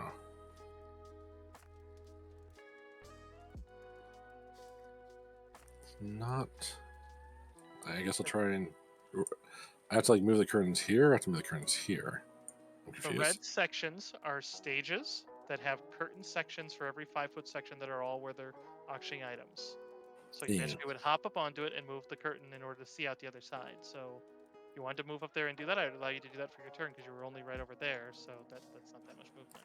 Yeah, so I'd need to go over here then. Yeah, you would be on the stage. Yeah. There you go. Thank you. That's my turn. Yeah, as you part the curtain, you can see over there, sure enough, there's a stone sarcophagus. I mean, you recall vaguely that it just came from another one of the ones where they took the entire sarcophagus because it was covered with gold leaf and such, and came here to sell it. You can see, because you speak Ancient Osiriani, don't you? I read it and I assume I speak it, yeah. You do see on the edge of it that it does have a name on it that is written on it that it says a Majawat, but it seems, but I just feel like, be cool, Amajawat. for a second you almost wonder if it worked, and then there's just another thump.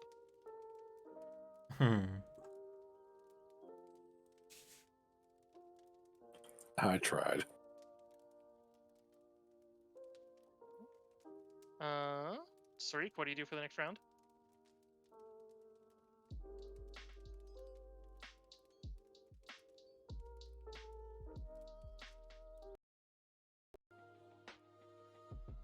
Rixus?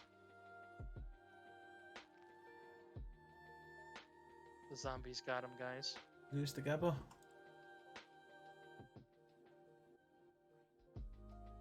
Alright, we'll just suspend his turn for now.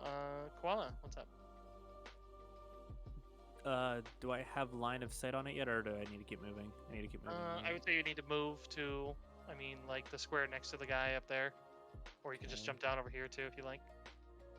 Yeah, I'll move to like over here on the other side of him. And Okay. then Yeah, sure enough, you can see the every so often move. I mean, that's probably some like 900-pound sarcophagus that's every so often just jumping from something hitting it. You described it as a stone sarcophagus? Correct. Fuck. Okay. Then I'm just gonna take the time now, if I can, to cast Mage Armor on myself, just in case it's something real bad in there.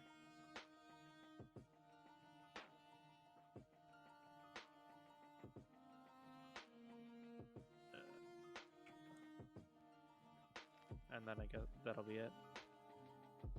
Okay. Unless I can make some sort of perception check or something like that to see if I can see any markings on it that look important. I will allow a perception from you. Okay. Real sorry, Rose is calling out for me. How to go check. No worries. You're good at seeing things. I will have your turn after this. Ooh. That's it.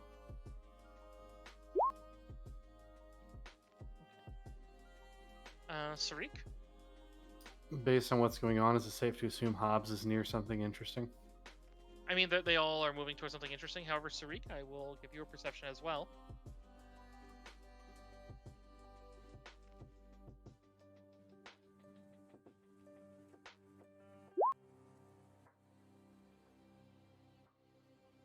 Sarik, you can see one thing as you're over this area, as you'd see as the two women are clawing their way out of the debris, you'd very clearly see that that debris collapse that hurt you guys when it collapsed killed them, and they are now undead, and they are clawing their way out of the debris, as it looks like they're actually trying to claw their way over to the two that are pinned. Ah, dear. All I right. mean, Greg doesn't see that, so Greg has no idea, but like, you know. Okay. I'll call that out to the party just so they know, and then I'm gonna deal with that actually. But you 'Cause- only really have one round to save the two women at the door. Otherwise, when that collapses, they're just toast. Okay. So is those two trapped in the upper left corner? Yes, the two guards that came over to help and then immediately got pinned as it came down are basically the ones that are. Looks like they are aware of them, as they have freed themselves for the most part. They are prone, and they are now crawling towards them. Okay. But I healed the round after we got pinned. You did heal the round they got pinned, but the pin dropped and dealt 12 damage to two people that were Oh, negative yeah. 3. So That's right. They were died. already hurt. Yeah, they were unconscious and bleeding to death. If you had healed immediately, it probably would have saved them, but I got you.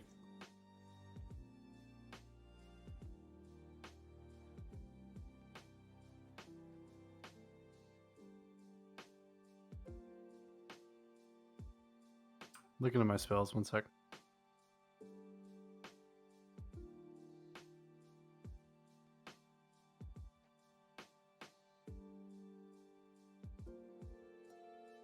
These are zombies. Can I do any kind of check to see if they're mindless? I'm fairly certain they are. you can give me a knowledge religion.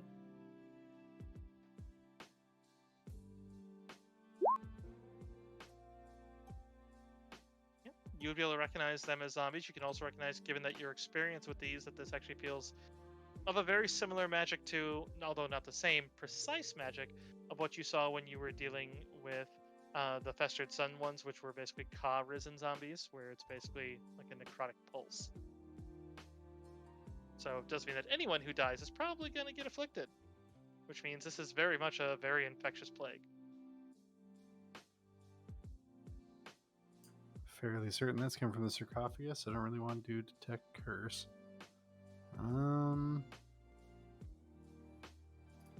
The information I was trying to glean, though, because I don't know if zombies are actually mindless in the system or not. Oh, okay. Like, What are you asking? Like, I'm asking if they're mindless, if they can be affected by mind-affecting abilities. Yeah, they can be affected by mind-affecting abilities as long as they can target undead. Okay. Most undead are immune to mind-affecting unless it specifically targets them. So that's what you're... So, like, command spells, like, the baseline undead immunity is death effect, disease, mind-affecting effects, paralysis, poison, sleep, stun, or anything that requires a fortitude save unless it also works on objects. Okay, then- so none of that's going to do me any good. All right. Correct. If they're an intelligent undead, like a vampire, mummies actually usually are, then the command stuff can work on them. But There's basically- really not a whole lot I can do for them. They are There's still just- crawling. It would take a lot of movement to get over to them unless you do a good climb check. But you could try to climb over the debris and smash their heads in because they are still heavily damaged. So those zombies aren't gonna. they're heavily damaged. Oh, because they still got crushed by the thing, so they came back with mostly broken bodies. Okay. Don't really want those guards to die. I'm going to channel energy one more time and harm undead. Okay.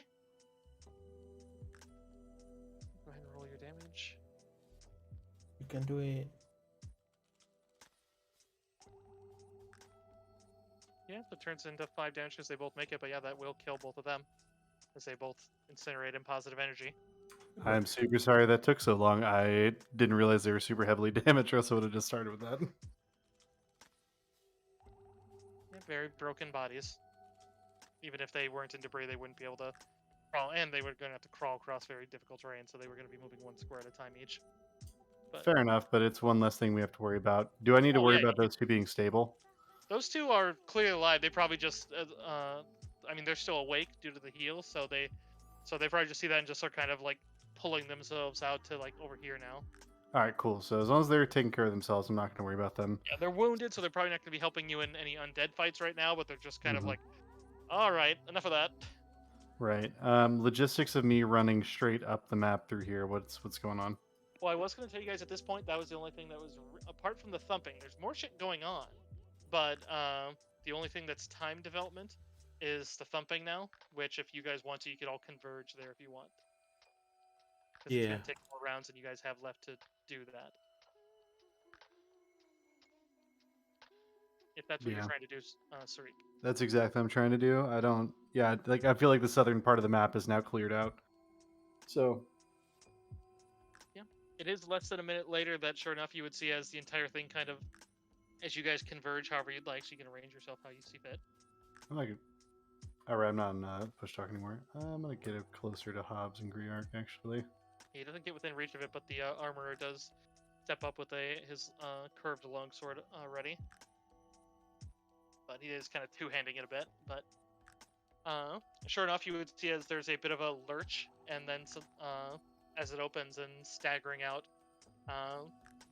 you'd see as there's a glimmer of invisibility that seems to be shooting off as you realize that the mummy was probably invisible in the sarcophagus, but it does seem to be a humanoid form with a woman's headdress on the top, and kind of, it seems like the eyes seem to be a glowing white, but they ever so often seem to flicker with a purple as she kind of holds her head and then suddenly lunges forward, and then kind of, it's, I mean, actually I'd say that'd be a knowledge religion or a sense motive.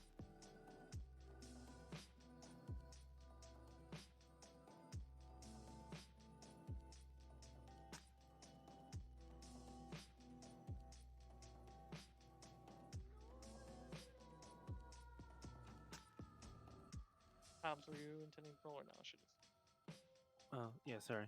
Where the fuck is he? You said knowledge religion? knowledge religion or sense motive? Yes. Okay. So yeah, pretty much everyone but Griark can tell on that one that yeah, you can definitely tell that this one seems to be risen by something, and definitely, I mean, if she was invisible in there the entire time, probably would have been not risen because she probably would have reacted.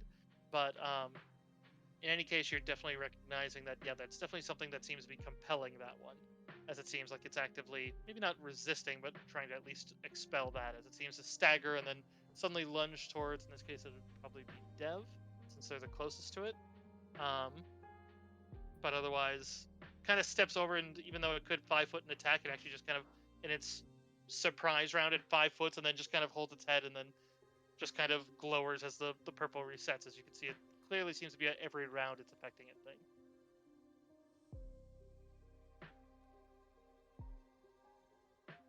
But that's gonna actually be re-initiatives just against the one mummy. But let me clear you out first. Alright, so go ahead and re-roll. Add him. Mummy up. Wait, do I have the mummy token?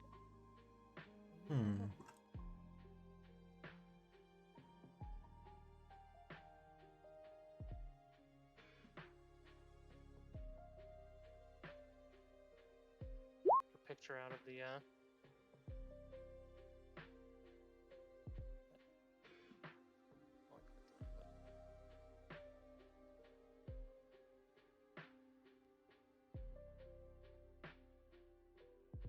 And there in the campaign channel, you can see.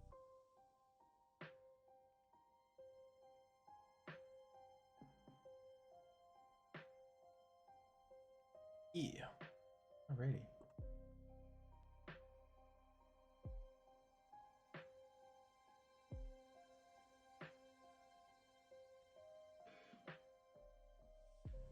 Civilian. Oh, the civilian's ready to go. Oh, but the mummy is still not as good as that one.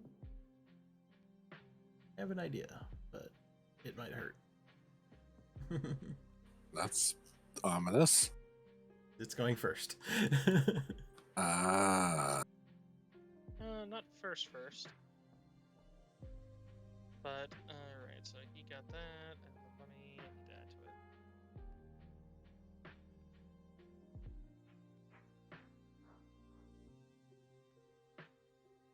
Yeah, and you would see as...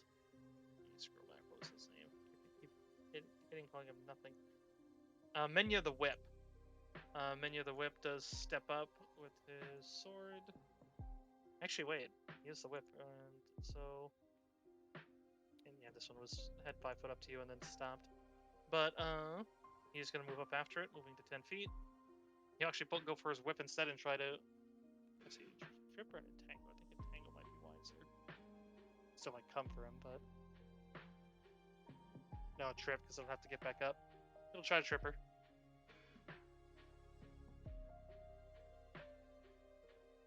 Don't have the ability to attack new one, however. Cindy. Yeah, she falls down prone at least.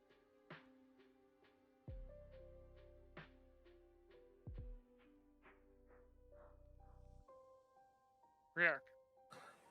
What does Griark know about mummies? Knowledge religion, I'll tell you. 19. From the ones you encountered before, you know that they have DR that can't be pierced. At least, I mean, you know it's DR dash. You know they're immune to all undead traits. Other than if they still have their intelligence, then they are able to be at least spoken to, charmed, etc. You know that on their turn, they normally can activate a despair aura, which this one hasn't activated, or at least I would say that thematically, you guys probably feel that fear that you felt with the first one you faced in the stacks, but this one doesn't seem to be like you feel that fear build and then it fades and Thank you build for and then the it alert, fades. Game As if Crazy. that like kind of white glow of its eyes seems a little better, but Appreciate you. i.e. you can tell that it's not fully activating it because it has to maintain it. You're aware that they have Mummy Rod if they touch you, be it with a grapple or a slam attack. And then you're also aware that they're vulnerable to fire. Gotcha. Just gonna like yell at real quick, like, vulnerable fire, I think might be intelligent? Not sure. Has it, man, gosh. The me in me is like, I kind of want to not, if it's intelligent, I kind of want to not kill it, but it's like, has it actually attacked anyone yet? Not yet. Can I ready an action to shoot did. it if it attacks someone? Yeah, it did lunge towards Deckle and then suddenly stop, which like it's like I mean from the and since you did or no you didn't the other group, the rest of the group does know that it's like it's clear it's fighting something that's telling it to attack. I'm just gonna ready an action to attack it if it actually like hits somebody. Yeah, that's doable. Because I can't see Griark, like, if Griark sees this and, like, I don't know. It seems out of character for Griark to, like, shoot it. It does, on the first round here, it does try to activate its Despair, at least for the first round. Then we'll see about the rounds after, so I do need a will save from everybody.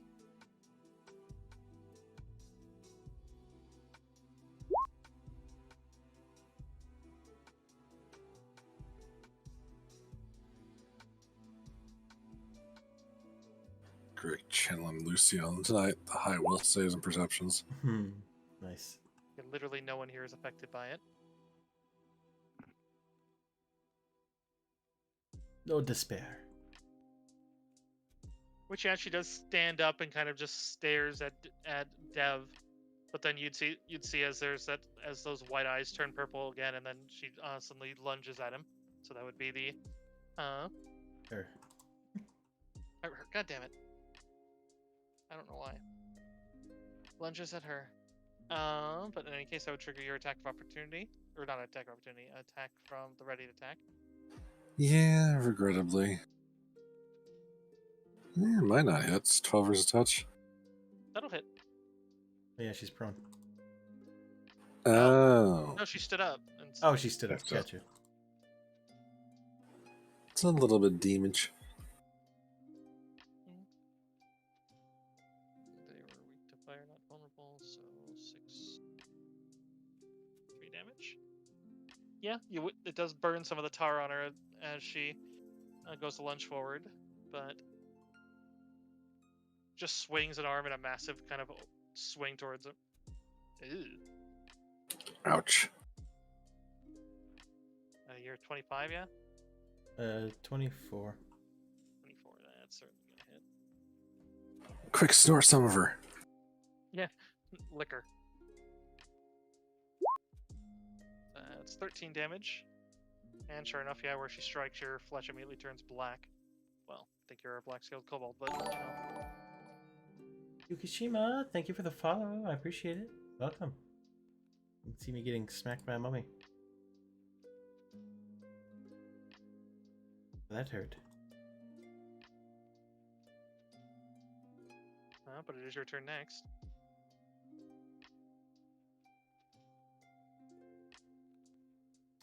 Well, wasn't very nice, but I know it's not your fault. We try to help you. As Dev's going to try to cast protection from evil on her.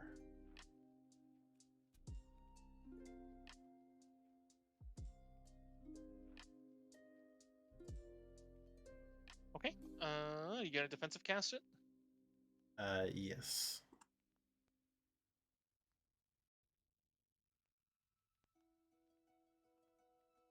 Concentration?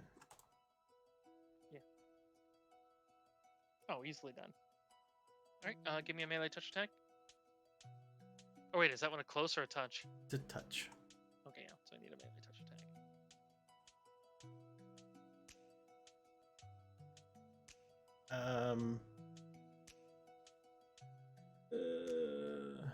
I mean, she's moving that fast. Also, I think doesn't. Sorry, I shouldn't backstage him, but What are you gonna say, Nikki? I was gonna say like, isn't the spell just like still there until she like touches? Yeah, if she hits Dev again, then Yeah. it'll go off. But I mean, you also saw that like she's not the most dexterous when it comes to touch attacks. That's very Yeah. clear just from watching it. I don't have anything to do. I'm not gonna spend my last hero point on it. You still hit because she's hindered, Yay. but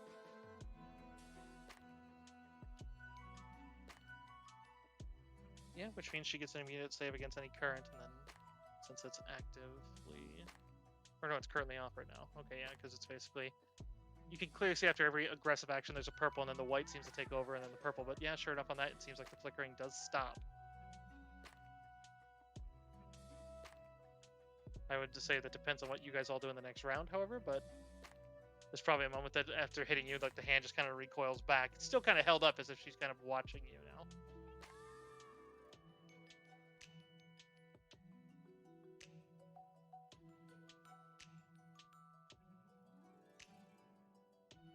That was my turn. Oh, I'm gonna try to get Char to move back a step. Yeah, Charwood.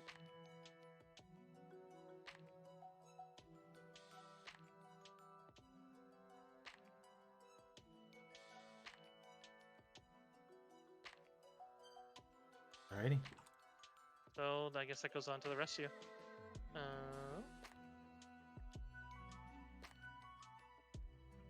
Hobbs? Want to do anything? Nerd Knights, thank you for the raid. No. Appreciate it. Okay, Sarik? Is that mummy still a problem? She seems to have ceased her attack. You haven't seen if the next round if she's continuing it. Yeah, I don't trust any ounce of that. I'm going to move up. I'm sorry. Just, Move over to here. out of character, you did pass the sense motive, right? Yes. If it helps you, Crix, you did make a sense motive check that you saw that there was something urging them to attack. You do know spellcasting. You know that Dev just cast a protection against evil, which should give her some sense of resistance if it's evil, which at least the color indicator seems to have ceased. But if you want to attack it, you may. Just understand that then you probably will draw aggro again. I wasn't intending to attack. I was intending to ready an action for an attack. Okay. Yeah, I'm going to ready an action for... do I want to do command or forbid action? I'll do command drop in the event that she attacks any of the party or that armor up there. Okay. And I was mostly just positioning myself somewhat away, but also in the way so that our backliners don't get smacked immediately. Yeah. Would Greg have a free action to like tell our friend up there not to attack? Yeah. Yes, Greg's like, wait, I think she stopped. Just give her a second. Yeah, if you guys wanted to wait, you could definitely wait. As there is a point on her turn that you see the purple flash again, probably getting a little bit worried, but at the same time, you'd see instead of attacking, she just seems to silently clutch her head. And it seems like she's resisting it, but it's definitely still trying to affect it. I would say Spellcraft could help you a lot on that. Could I possibly try Detect Curse? Yeah. Detect Curse would actually be actually, in that case, you wouldn't need the roll, because that would be giving you a bonus to a point that... Haha! I slotted a good thing! You did. I'm gonna detect cursed mummies! Mummy curses! I mean, number one, you would be able to tell, just because it's a conal effect, that you could tell it, yeah, she did afflict Dev with her lovely mummy rot curse, which also means, yeah, that, but the other portion of it is, I mean, well, that part was unavoidable too, because if Dev delivered their touch spell, that also would have given it, so... Yeah. Oh no, it has to be an aggressive action by the mummy. Yeah, it's any aggressive action, so... Because technically they can reach down and touch you if they're not being aggressive. But in any case, what you can tell, and you have seen this before, I would say you are certain that this is the same dark aura you saw in that secret room in the other one. You can also tell because of the fact that it's still affecting her. Like, she should be just immune if she's making the save to resist it, which you can tell. I mean, you wouldn't know it in saves, but you know that her mind is actively throwing it off. It's implying that she has a very strong mind. That shouldn't be applying. Most undead, once they're under control, even intelligent, they only get one save a day. The fact that she's saving every round means she was probably fairly strong. The other thing that you would be noticing is, because of the way Protection of Evil works, she should just be immune. And the fact that it's still affecting implies only one thing: artifact. Interesting. So that means that's a very powerful magic item. Now, the fact that it's hitting the whole building, let alone potentially the whole city, means that, yeah, that's not a far-fetched to imagine something doing that. But yeah. Okay. Obviously relaying all that to the whole party and to this armor guy since he's within earshot. You can tell it's clear at this point she's not getting the instant one where it's like before it seemed like she was still getting an urge and then immediately breaking it. In this case, actually with that one, because of your knowledge of religion, you know that means she probably was an inquisitor or a samurai, basically in terms of game terms, basically because they're a classic kit, something where if they save a second later, they can save again against it, and then they just throw it off like it didn't exist. It's actually really cool. It's a great ability. And then there are a couple other classes that can get that, but it comes from those two classes. But basically, what you can tell is it seems that the Protection of Evil has made it that she probably won't attack, but she's still feeling it in her head. It looks like she's probably mute. Which stream went well. So it's like, because mummies aren't intrinsically mute, but could I hold on a second? Let me pull up this handy dandy loot list. I haven't put it on my sheet just yet. It's my fault, my blunders. Oh my god, I still have it on the old... Damn it. Okay, anyways, the tablet. Can I use the tablet to communicate with her? Remind me of the tablet. We got a tablet. It's a magical tablet. tablet. Oh, the translating tablet. Yeah. Yeah. I would say, as a reminder, I would say if she's any sort of tomb guardian or if she's been enchanted to do such, the shield might be able to do it. Well, I Okay. did talk to her, but Dev, how long does that spell work? 2 minutes. That's not great. You see as she kind of stumbles back into the sarcophagus. Doesn't seem like she's trying to get back into it, and it just seems to be more just kind of holding her head and but otherwise just kind of slinks back against the back of it. Yeah, I will Mhm. try to talk to her, I guess. Can you tell us what's happening to you? Yeah, to which she points at her head. Let's see. Yeah, she can't really fail a bluff to pass a secret message. But otherwise, seems to be saying something ahead of just the Dark Pharaoh commands me to drag. Or well, that's too detailed. It'd be the but Dark Pharaoh also. The Dark Pharaoh commands me to attack. Can we protect you from it? Kind of points at your hand to indicate like the magic you did. Just like she's aware that magic helped. That magic won't last very long, though. And just, Agent Siren. She makes a decapitation motion, probably just kind of glowering at you. Are you sure you want that? I would say the body language shows them, but she just kind of stays still to it. But I would say that it's clear. It's like, no, it's clear she very much doesn't want that. But it's even dead. It's like, well, the Osirians are very much like, you do not wreck the corpse. They need that for their afterlife. But at the same time, it seems like she's maybe not telling you, but she's like, you can do that.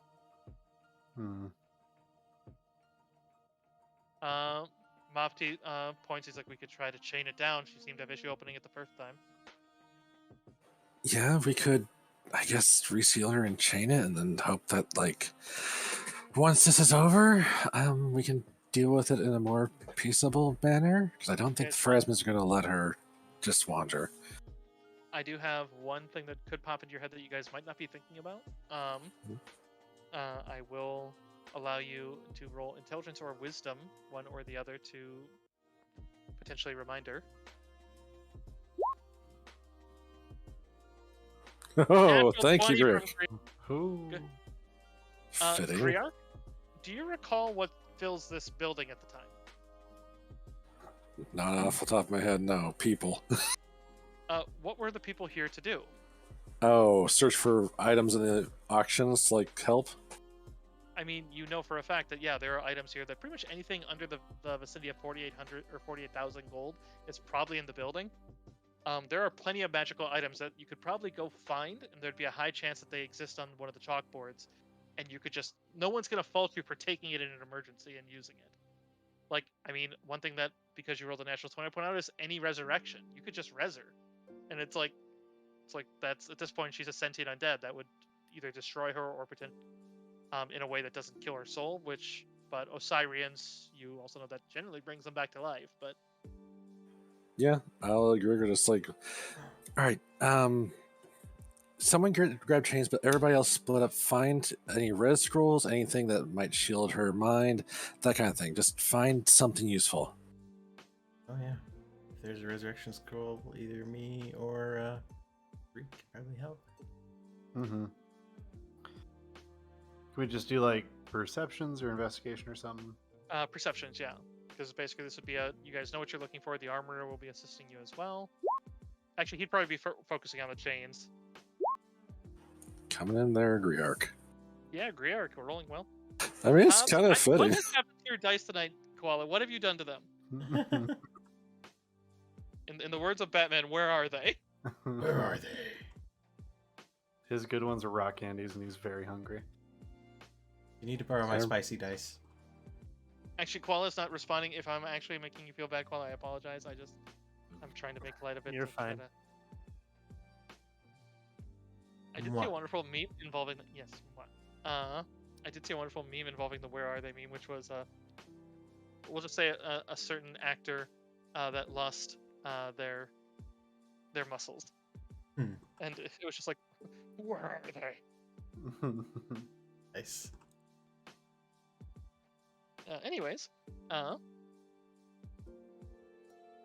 yeah, this is Griark finding it again. It's literally, if you guys go searching about, as it would be in the, there is a multitude of consumable items in the left hall, which you'd be able to find a scroll display that, sure enough, yeah, there is one of a standard resurrection that you'd easily be able to help yourself to. Probably a couple people in there who see you doing it that you maybe have to explain, like in shorthand, but like because there's still certainly guards that are basically covering huddled Right, masses and keeping people from looting. right. And so if they think you're looting, but if you explain that there's a hostile mummy and you can, or not Yeah. hostile, but Basically, there's the mummy, and it's going to be a problem if we don't use a scroll. right. Yeah, so Greg will just find that and come running back and just like probably offer it to, I mean, either one of them really, because both of them are interested in stopping this. So either Sarik or Dev, whoever thinks would be there and grabs it. I can do it if you are okay with that. Yep. You're rolling better than I am tonight, anyhow. It is caster level check, right? Yes. For this one, it'd be a use magic device, but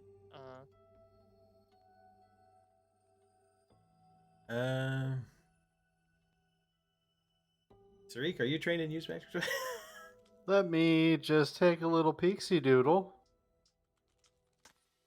if it's on your class list, it's a very easy check to make. It is technically on my class. Yeah, I it's have definitely on not yours. done anything with it. Of course not. It's a very high level spell. Yeah, I can use magic device. Technically. All right, I guess I'll try it. Yeah. Yeah, go for it.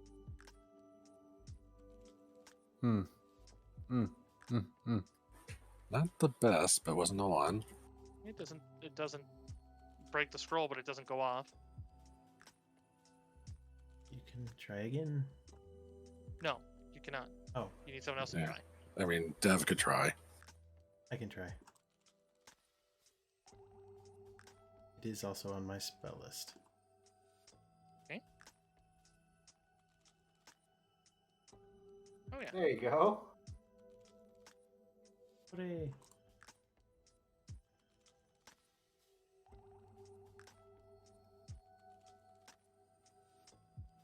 Yeah, so sure enough, you would see as the spell goes off and the scroll burns up in the process. But you would see right away, though, as I do need a straight caster level check from you, Dev. The rest of you would see as there's suddenly as it is affecting, and you'd see as the energy seems to be flowing in and affecting it, and the res should be behaving normally. But you do see as it looks like that purple energy is surging around as if it's trying to fight it.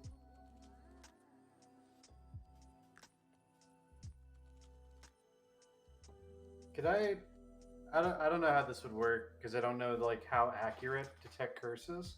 Mm-hmm. Could I try to cast it on that purple stuff? I mean, it certainly is a curse. That's all it would tell you is that it is. It doesn't tell you like its location or where it's coming from. Damn. Okay. Sorry. No, that's okay. Clever idea, but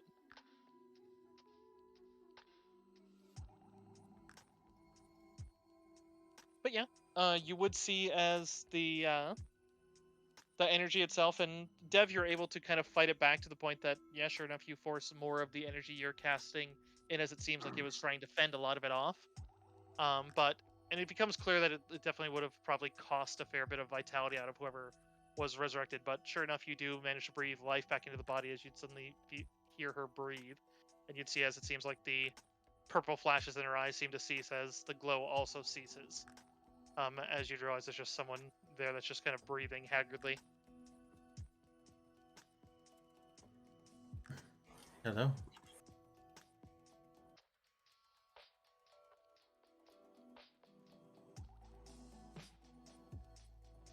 They just seem to continue just kind of just... I would say that it's not impossible to understand that there's probably a fair bit of shock, especially if they're an ancient one that seems to be working there. Because that magic shouldn't be working on them, but at True. least it does seem But again, Osirianis do such careful work with their entombing rituals that a lot of times resurrections work on them despite of the age. Kruger's gonna just like hop down, like try and like take her hand, like calm her if she can. It's okay, okay, it's okay. It shouldn't be affecting you anymore. In fact, you should be better than ever.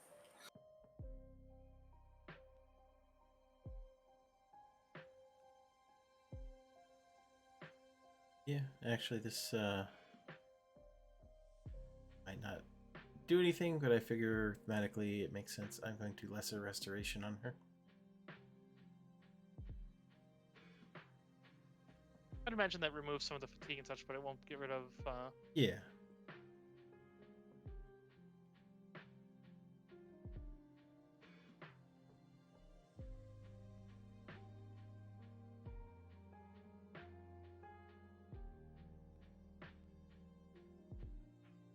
But sure enough, you would see as underneath it, you can definitely see as she's breathing, and definitely seems like everything's been restored. And I mean, given how many body parts are usually missing, that's definitely.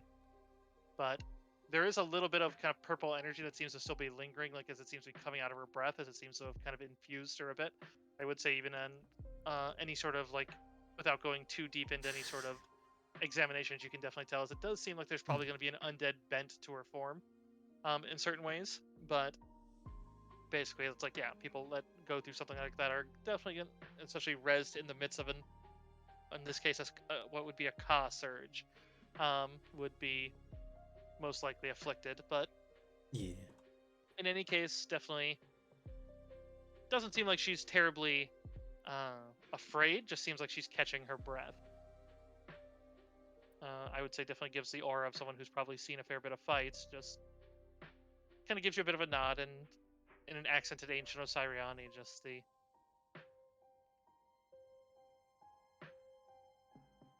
everything is strange. Yeah, it's probably been at least 1,000, or I don't have no idea when you died, honestly.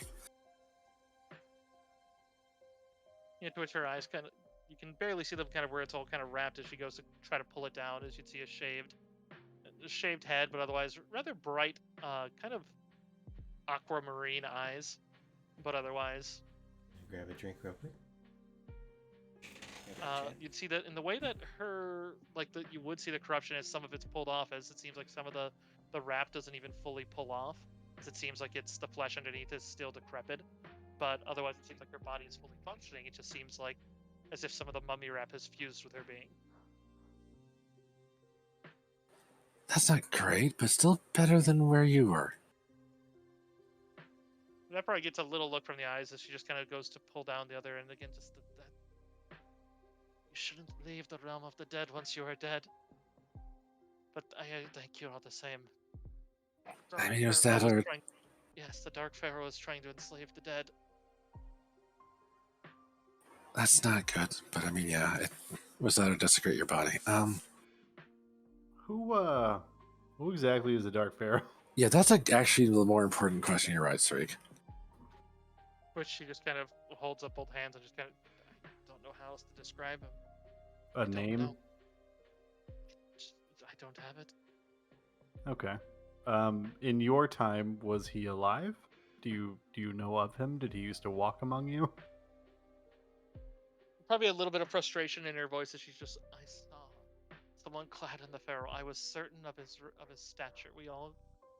Everyone carries their stature in death. Hmm.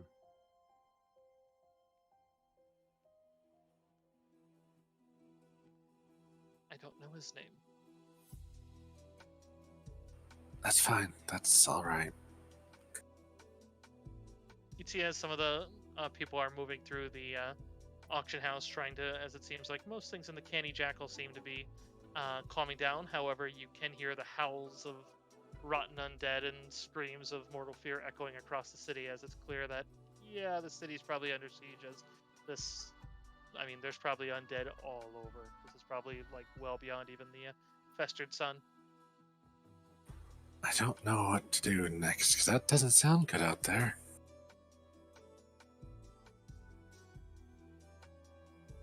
So, this pharaoh, he was commanding you from the realm of the dead. Was there some amount of a ritual? Do you have a device? I gotta peek ahead to see precisely what the dead see when this occurs, because you can obviously. She's Yeah, I'm not trying to person. be meta. This is just me honestly taking shots in the dark. No, you're. Alright. Alrighty. Back check.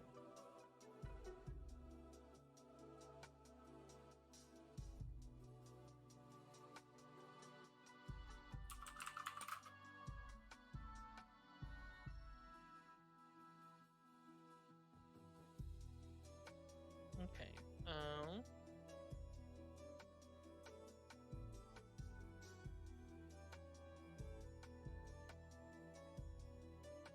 Sorry, it takes me a second to look forward to find the where those are as far as what they hear. But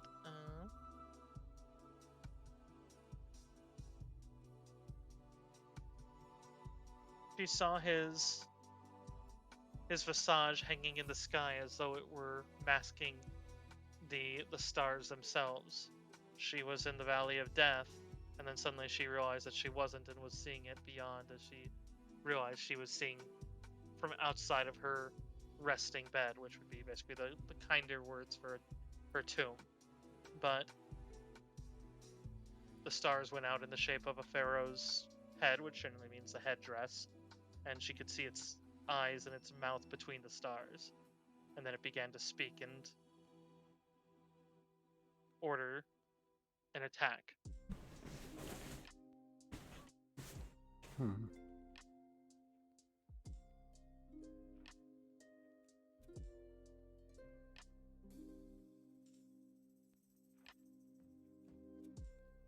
Okay.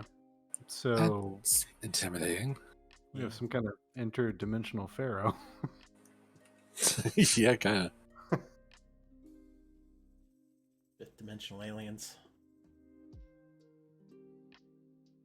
Also, for some reason, it's almost like there's some man behind the screens pulling my strings that says, "I didn't realize that class skills go up each level." Wait, what? What do you mean? Oh, nothing. Don't worry about it. Okay. I'm actually a little concerned they shouldn't be leveling up every level. I level all mine up every level, but that's different. That's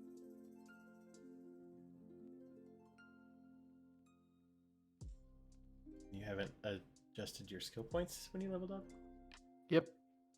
Oh my goodness, Crixus. you poor sweet himbo. Precisely what I mean. That is, in fact, what I mean.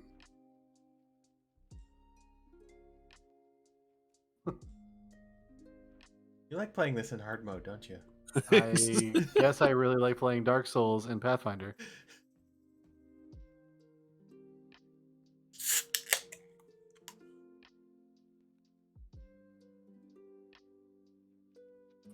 Oh dear. Well, now you know. You do know you get more spell slots too, right? Yeah, I have been tracking spell slots. Okay, just making sure. Skills and a couple other things maybe I wouldn't pay a whole lot of attention Skills, health points. to. Anyhow, so this pharaoh. Right. she would be able to tell you that she knows that the pulse only came once. She only felt him once, but his strength was so strong that she couldn't get rid of it out of her head until you.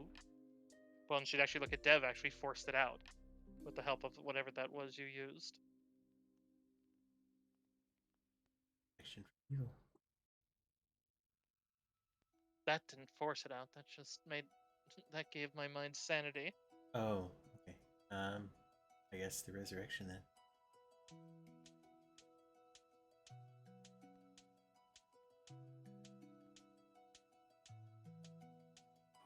Man, it's been a weird week. This is the second undead we've rezzed in a week. Well, 8 days. Just kind of a weird blink from her there. And she seems to pull down more of the. Seems like she's basically shedding all the wrap she can, although she is taking care to not get rid of it. as she seems to be Yeah. leaving it loose around her from some of her bracelets.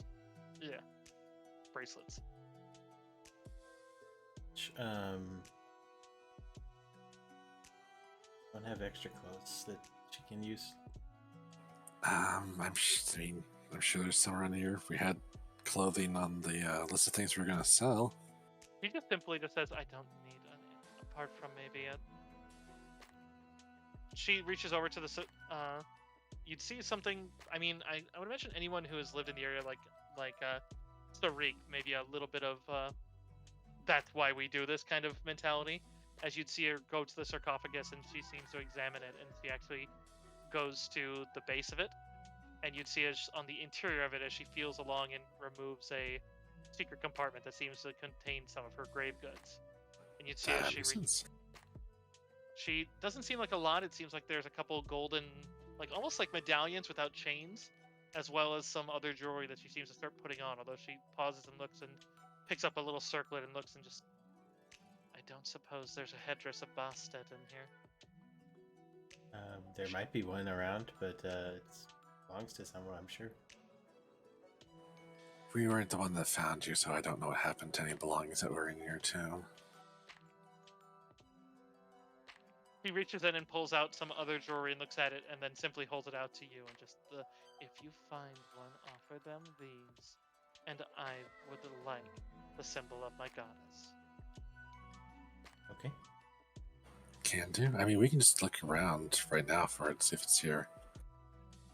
Being as almost every masterwork item that you can ask for is here, I would say that there's probably a whole rack of them at some point that you could. Whoever runs it is long gone, but you could easily just leave her jewelry there as like a little note saying like, "Hey, bought one of these." Right. That sounds fair. Not where my mind went to, but that's probably the better option. Yeah. But yeah, so I found some fun character art that I was going to at least link to you guys to use for her token. That would just simply be her remaining and actually using some of her funeral garb too. A little on the risque side, but I wouldn't say not horrendous. It's just kind of half mummy girl, and that's kind of fun. Yeah. And it fits her character art of her as a mummy, I think. So I'll basically make that into a token since you resurrected her. Oh, very nice. I like that, yeah. But yeah, if you don't know about Egyptian, their headdresses, even though it looks like hair, is not, or sometimes it's harvested and then it's basically false. There's no way it would have survived even in the grave goods section. But as you give her another, she removes the circlet portion and places her own on it that seems to be of a slightly different design. But So were you just in there like the entire time, but hidden? twitchy nod. She's like, that's how my entire family safeguards are as we pass. Tomb robbers tend to think they're all empty when none of them are. Well, Man, they shouldn't be. I mean, I'm glad it worked. I can't imagine that we. It's just fine. It's weird to me that nobody would check that, Yeah, Even the whip even kind of just speaks up of just you think they would have heard you thumping around in there, but just gets a blank stare from her. Yeah, the language is really different. I know you probably just woke up and maybe don't have your abilities, but do you know any good way to stop mummy rot? Simplest is consume some mumia. Of course. I guess we should see if there's some around.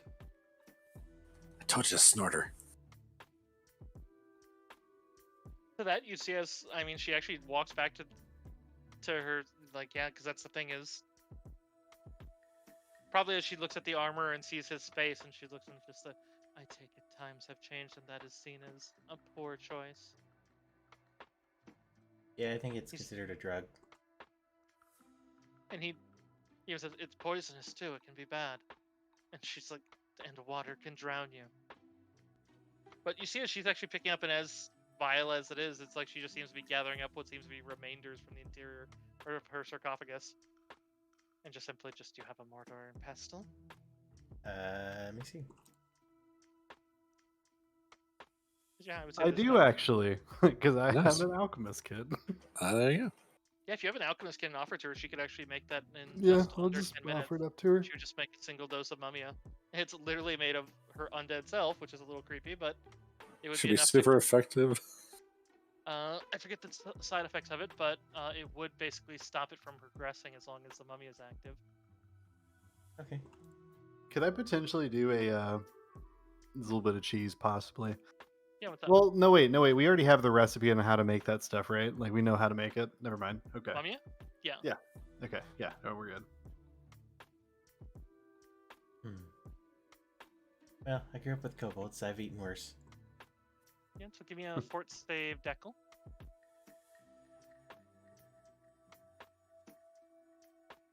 Roll well.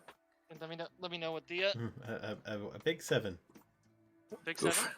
Hey, wait! Everybody talk it up so it seems better than it is. Oh yeah, big lucky number Oh, look at 7. that 7. Oh, that was on a D7. I That was like that I'm crazy. doing it It's too. only a Like- 5% chance of that happening. What are the odds?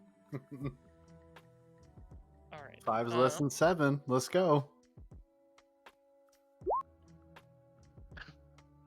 All right. So, well, Decal, there's some good and some bad. And even she'd be able to point out there is probably as soon as you go to, in this case, this would be an inhaled version of it. But as soon as you start it, there's definitely a bit of a rush that kind of goes through you, but you do take 2 points of wisdom damage. You are also now very addicted to it, as that rush is amazing.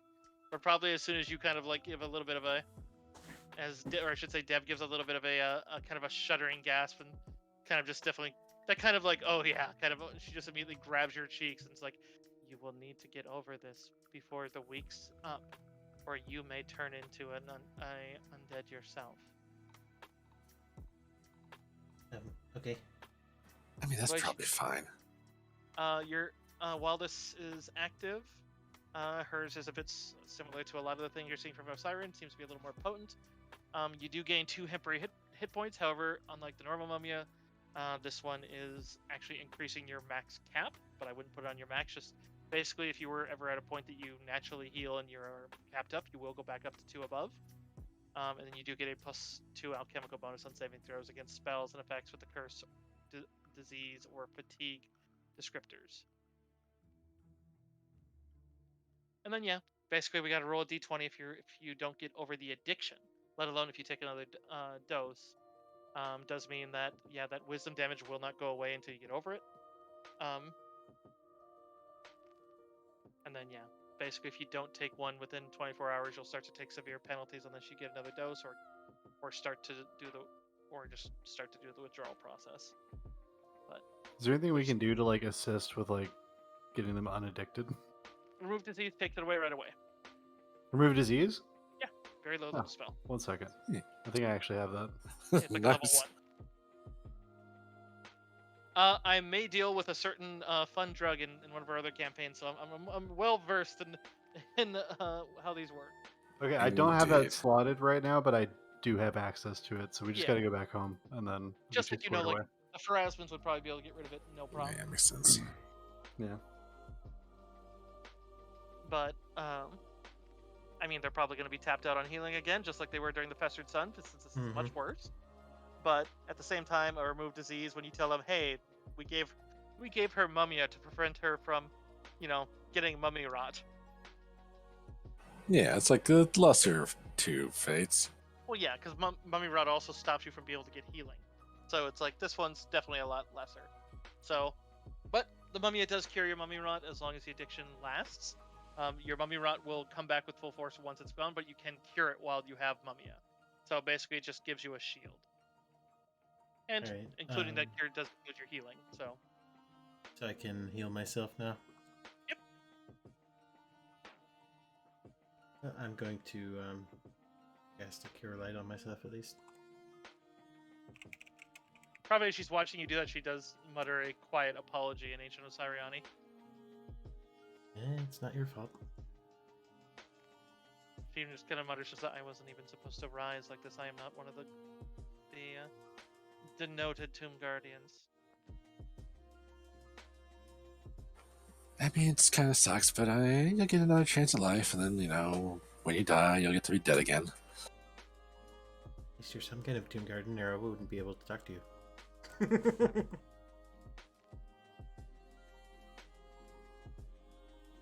She kind of pauses and looks towards around. That's right. Well, she gestures towards your shield as she just. I've seen ones like what that make. The general's men. Yes. Which seems to indicate she might be from that same time period. Same time you know that he was from just prior to the Curse of Madness. But in any case, so you guys would see as a little fluttering of a little masked sparrow comes flying in, but you'd see as there's a second one that seems to be an owl with an ivory mask that seems to be following Verlois in. It seems like another Nasoi is coming towards your direction. However, Krieger's happy, and then like suddenly, however, though, we are gonna wait to see what they are bringing you for the next one because it is 11:20 and I do need to work early tomorrow. Yeah, fair point. My work is gross. My himbo ass is officially read the player handbook, and I have fixed Sarik. It's fine. Everything's fine. Everything is fine. Okay. If I may, Hmm? I highly recommend you make a copy of your character in Path Builder. Oh, I did, is the thing. And Path Builder for First Ed is not that great. But it still tells you to level up your skills. You Yeah. can't forget anything if you follow it. Yeah, I need to put on my new phone. For sure. Clap, clap, clap, clap. Quali, you still awake? That boy dead. Mm-hmm. He's okay. Just want to make sure. All right. Well, thank you guys for playing tonight. It was Yeah. kind of quiet in my chat, I think. Let me take a peek. Did I miss anyone lately? Ooh, Deckle. Thank you for the 150 bits. I did miss you. Sith never responded if the music change helped. Oh. Yeah, sorry, I had it muted so I couldn't tell you. Well, thank you so much for that. I appreciate that. Let me see how my bit things are doing. By the way, I have guided hand now, so that's pretty cool. What your skills? No, it's a feat. Guided hand. Oh, One that guided like hand, I've yeah. had and I forgot to chart it, but it's there. Hooray! Wonderful. Well, But thank you so much, everyone, for coming by. I don't think I'm doing a raid. I think I might just lay down at this point. Alrighty then. Oh, I know it's. I was gonna ask one thing that could be important. Actually, it can be for after you end stream. Sorry. Okay, yeah. I was going to tell you guys the next session. You guys do need to know that you guys basically will have. There's two things that you guys need to understand. Number one, there are going to be random encounters moving through Wanty that are based on the danger rating. And that's based on how often I roll and the danger of them. Basically, you guys are going to be combating basically an artifacts level surge of undead raising. This is probably going to be more than you've seen in most campaigns because it is a massive surge that is uncomparable.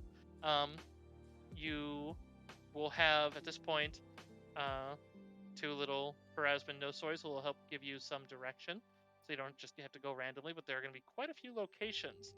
And when I say quite a few, I mean there's like 20 that all progress based on time, that are all either relevant or at least component in the current crisis, which basically your direction will change. There's a panic level that basically will rise and fall based with how things are going.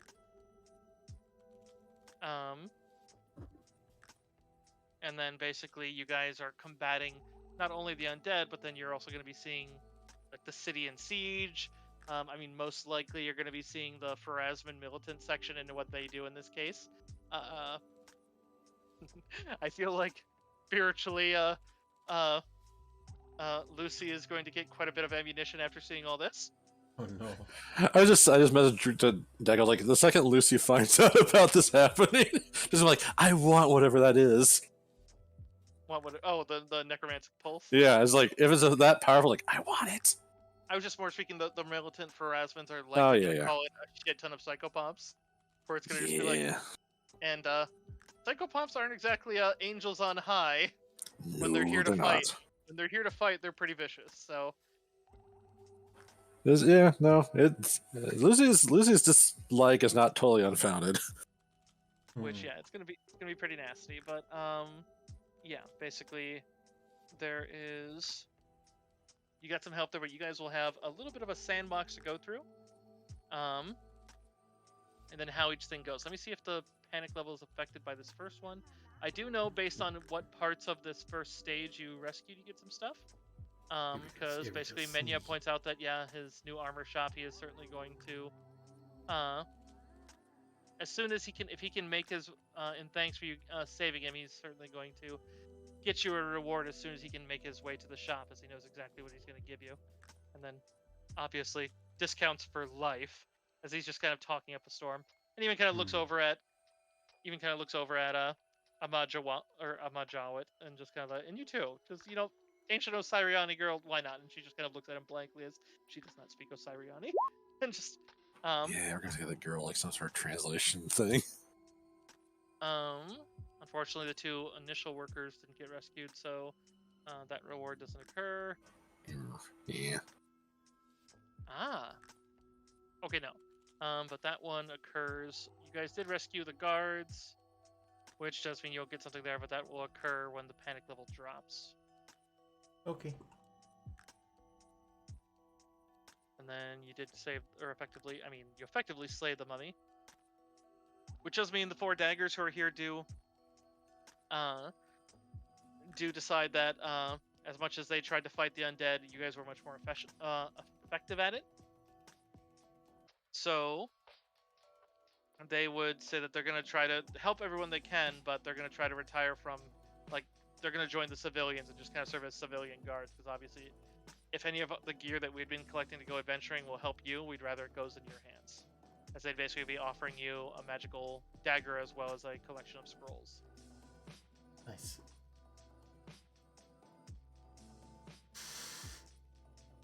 Nice. So they would offer you a +1 keen dagger, a scroll of burning hands, a scroll of color spray, a scroll of grease, and a scroll of shield. And then All finally, useful.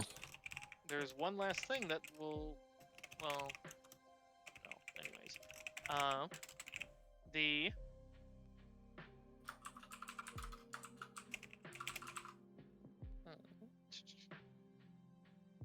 Minothet, the woman who owns the auction house, would tell you to take those things that you had bid on if you're going to be fighting for the sake of the town, and not worry about the sake of the gold in case you need it for it.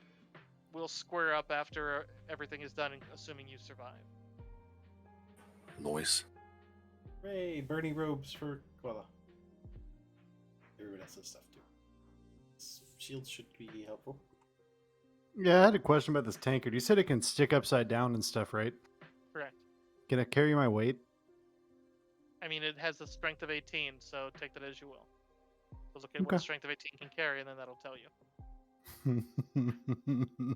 A climbing mug, you say? I mean, I think it's the same strength as the movable rod, or at least those might be 24s, but still, that's still sizable. But let me get to the.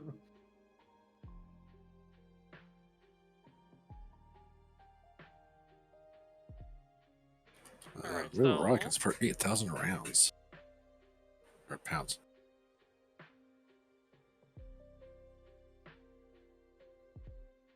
I'm sorry, what? Oh, and a movable rod can carry 8,000 pounds. Oh my god. What's the strength rating for moving it? If you want to move it, you need DC 30. Oh, Just moves usually it 10 gets- feet. Okay, so it doesn't say a strength rating on it. I thought it did. Yeah, most of the people are sealing themselves in the town. Some are flocking to the different temples for protection, but everyone else seems to be sealing down if they're not overrun. So basically, if there's an open door, it's probably either overrun or in the midst of being overrun. The panic level starts at 20, and Do not worry, the Indigo Mongeese are here to help you. Mongeese. Also, that tanker can fully hold my weight. Plate and all.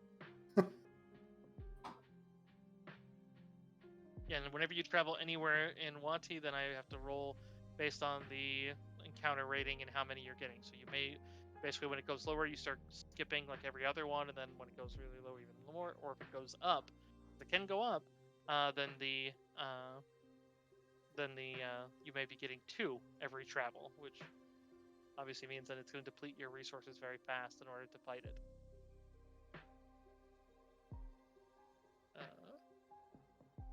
At this point, you are currently at Unsafe at Night, which is simply that only about half the shops will even open their doors. So, and prices have skyrocketed. So, apart from what you basically, as all the vendors hold on to what they can, but if you do have any temples that like you at this point, which is the Pharasman one, the Pharasmans, if you can get there, will offer you 1st, 2nd, and 3rd level spellcasting services. You wouldn't get infinite, but since you do get to the point that they won't charge you, they're not going to charge you for it. It's just more, if they run out, they run out. But Clearly, I should have invested in food trade goods. Oh yeah. toilet paper. We know Toilet the paper, symbol. yes. Yeah, and water bottles. Yeah. Dumb question. Where do I adjust what my attack modifier is, like in my weapon attacks? I mean, if it's your base attack going up, you adjust that on your class sheet on the front page. It's not my base attack going up. It's literally like guided hand, as I can use my wisdom mod instead of my strength or dex mod to make attack rolls. Okay. On the attack tab, where your weapon is, Mhm. there's an option that asks you what stat you're using for your weapon, and then you change that to wisdom. Yeah, guided hands noise. Yeah, it is. Thought we'd pick it out, Up there at the Lucy. top where it's melee, ranged, or CMB. Okay. That is actually very nice. I guess I can't do that with Lucy, but yeah. I did have one other question about that cursive, just like as confirmation. You remember me telling you about how Lighthammer's description is literally just a smaller warhammer? Yeah. Does that still count? Yeah. Okay.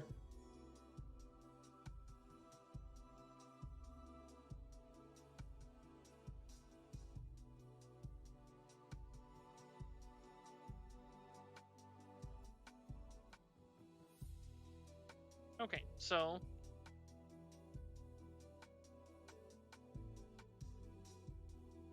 yeah, you guys will have an option too. I would say the other thing that would lastly be pointed out, and probably be pointed out by your new Inquisitor friend, that there are tracks where the zombies came from, and that maybe the first stage, after finding out what the Psychopomp wants, would be to follow those back to where the undead came from, since obviously they're just rising from anywhere, as from what you saw of the hands and the zombies, but if they were to spread, if you're trying to fight this, i.e., there could, basically, she's pointing out one of the encounters you can pick, because that's the hard part for you guys, is all of Wati is at your disposal, which means all of Wati needs investigating. Obviously, that's a daunting task, so Yeah. you may have obvious choices that may stand out to you, but doesn't mean that they're necessarily open off the bat, and Yeah. and the Psychopomp will be helping. Yay, Nasoy, help! And you actually Yeah, have this 2 of them one- because you have Verlois still as a friendly contact, which you do know they have the powerful ability that each of them can sing a song that can stun even undead. I think it's days, but still technically good. Yeah. They can basically act like little mini sirens, and they can fly, and most undead can't fly or hurt them. Just don't trap them in burning tents. Yeah. They also have the unique ability to gather dead souls, This is true. which is also very useful when you're trying to save said souls. Mhm. I just like to imagine Verlois just like sees the moment girl like, again, really? Yeah, I like to imagine as they land and they see it and they just sense that it's like, that one's supposed to be dead. It was literally in its point of rest. Why is she alive? She was trying to murder us. That's fair. That actually is very fair. The other one's like, no, it's not. And she's like, it totally is. Just She'll like, get no, just her way trust me, back this there, just don't worry. I like It's to just imagine easy she for you, argues that's- for you. Yeah, she argues for you, and everyone else is, all the other psychopomps are like, fuck, have you been smoking? She's like, you guys just aren't cool, and she just like rolls some dice. She's been having she- discussions after dark with Griark.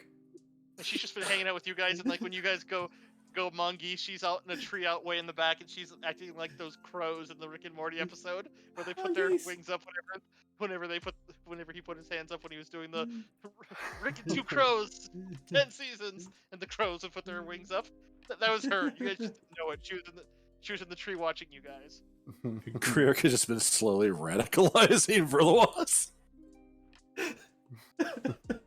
You're like, Faraz was gonna hate her, and then you literally are gonna go meet Faraz when she's gonna have like a Verlois hat and like quickly take it off as you come up.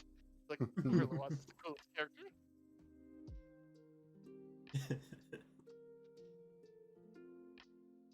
See, Nikki, what are you gonna do if you meet like Faraz someday and she's I don't chilling? fucking know. Like if she's like chill and you're like, God damn it.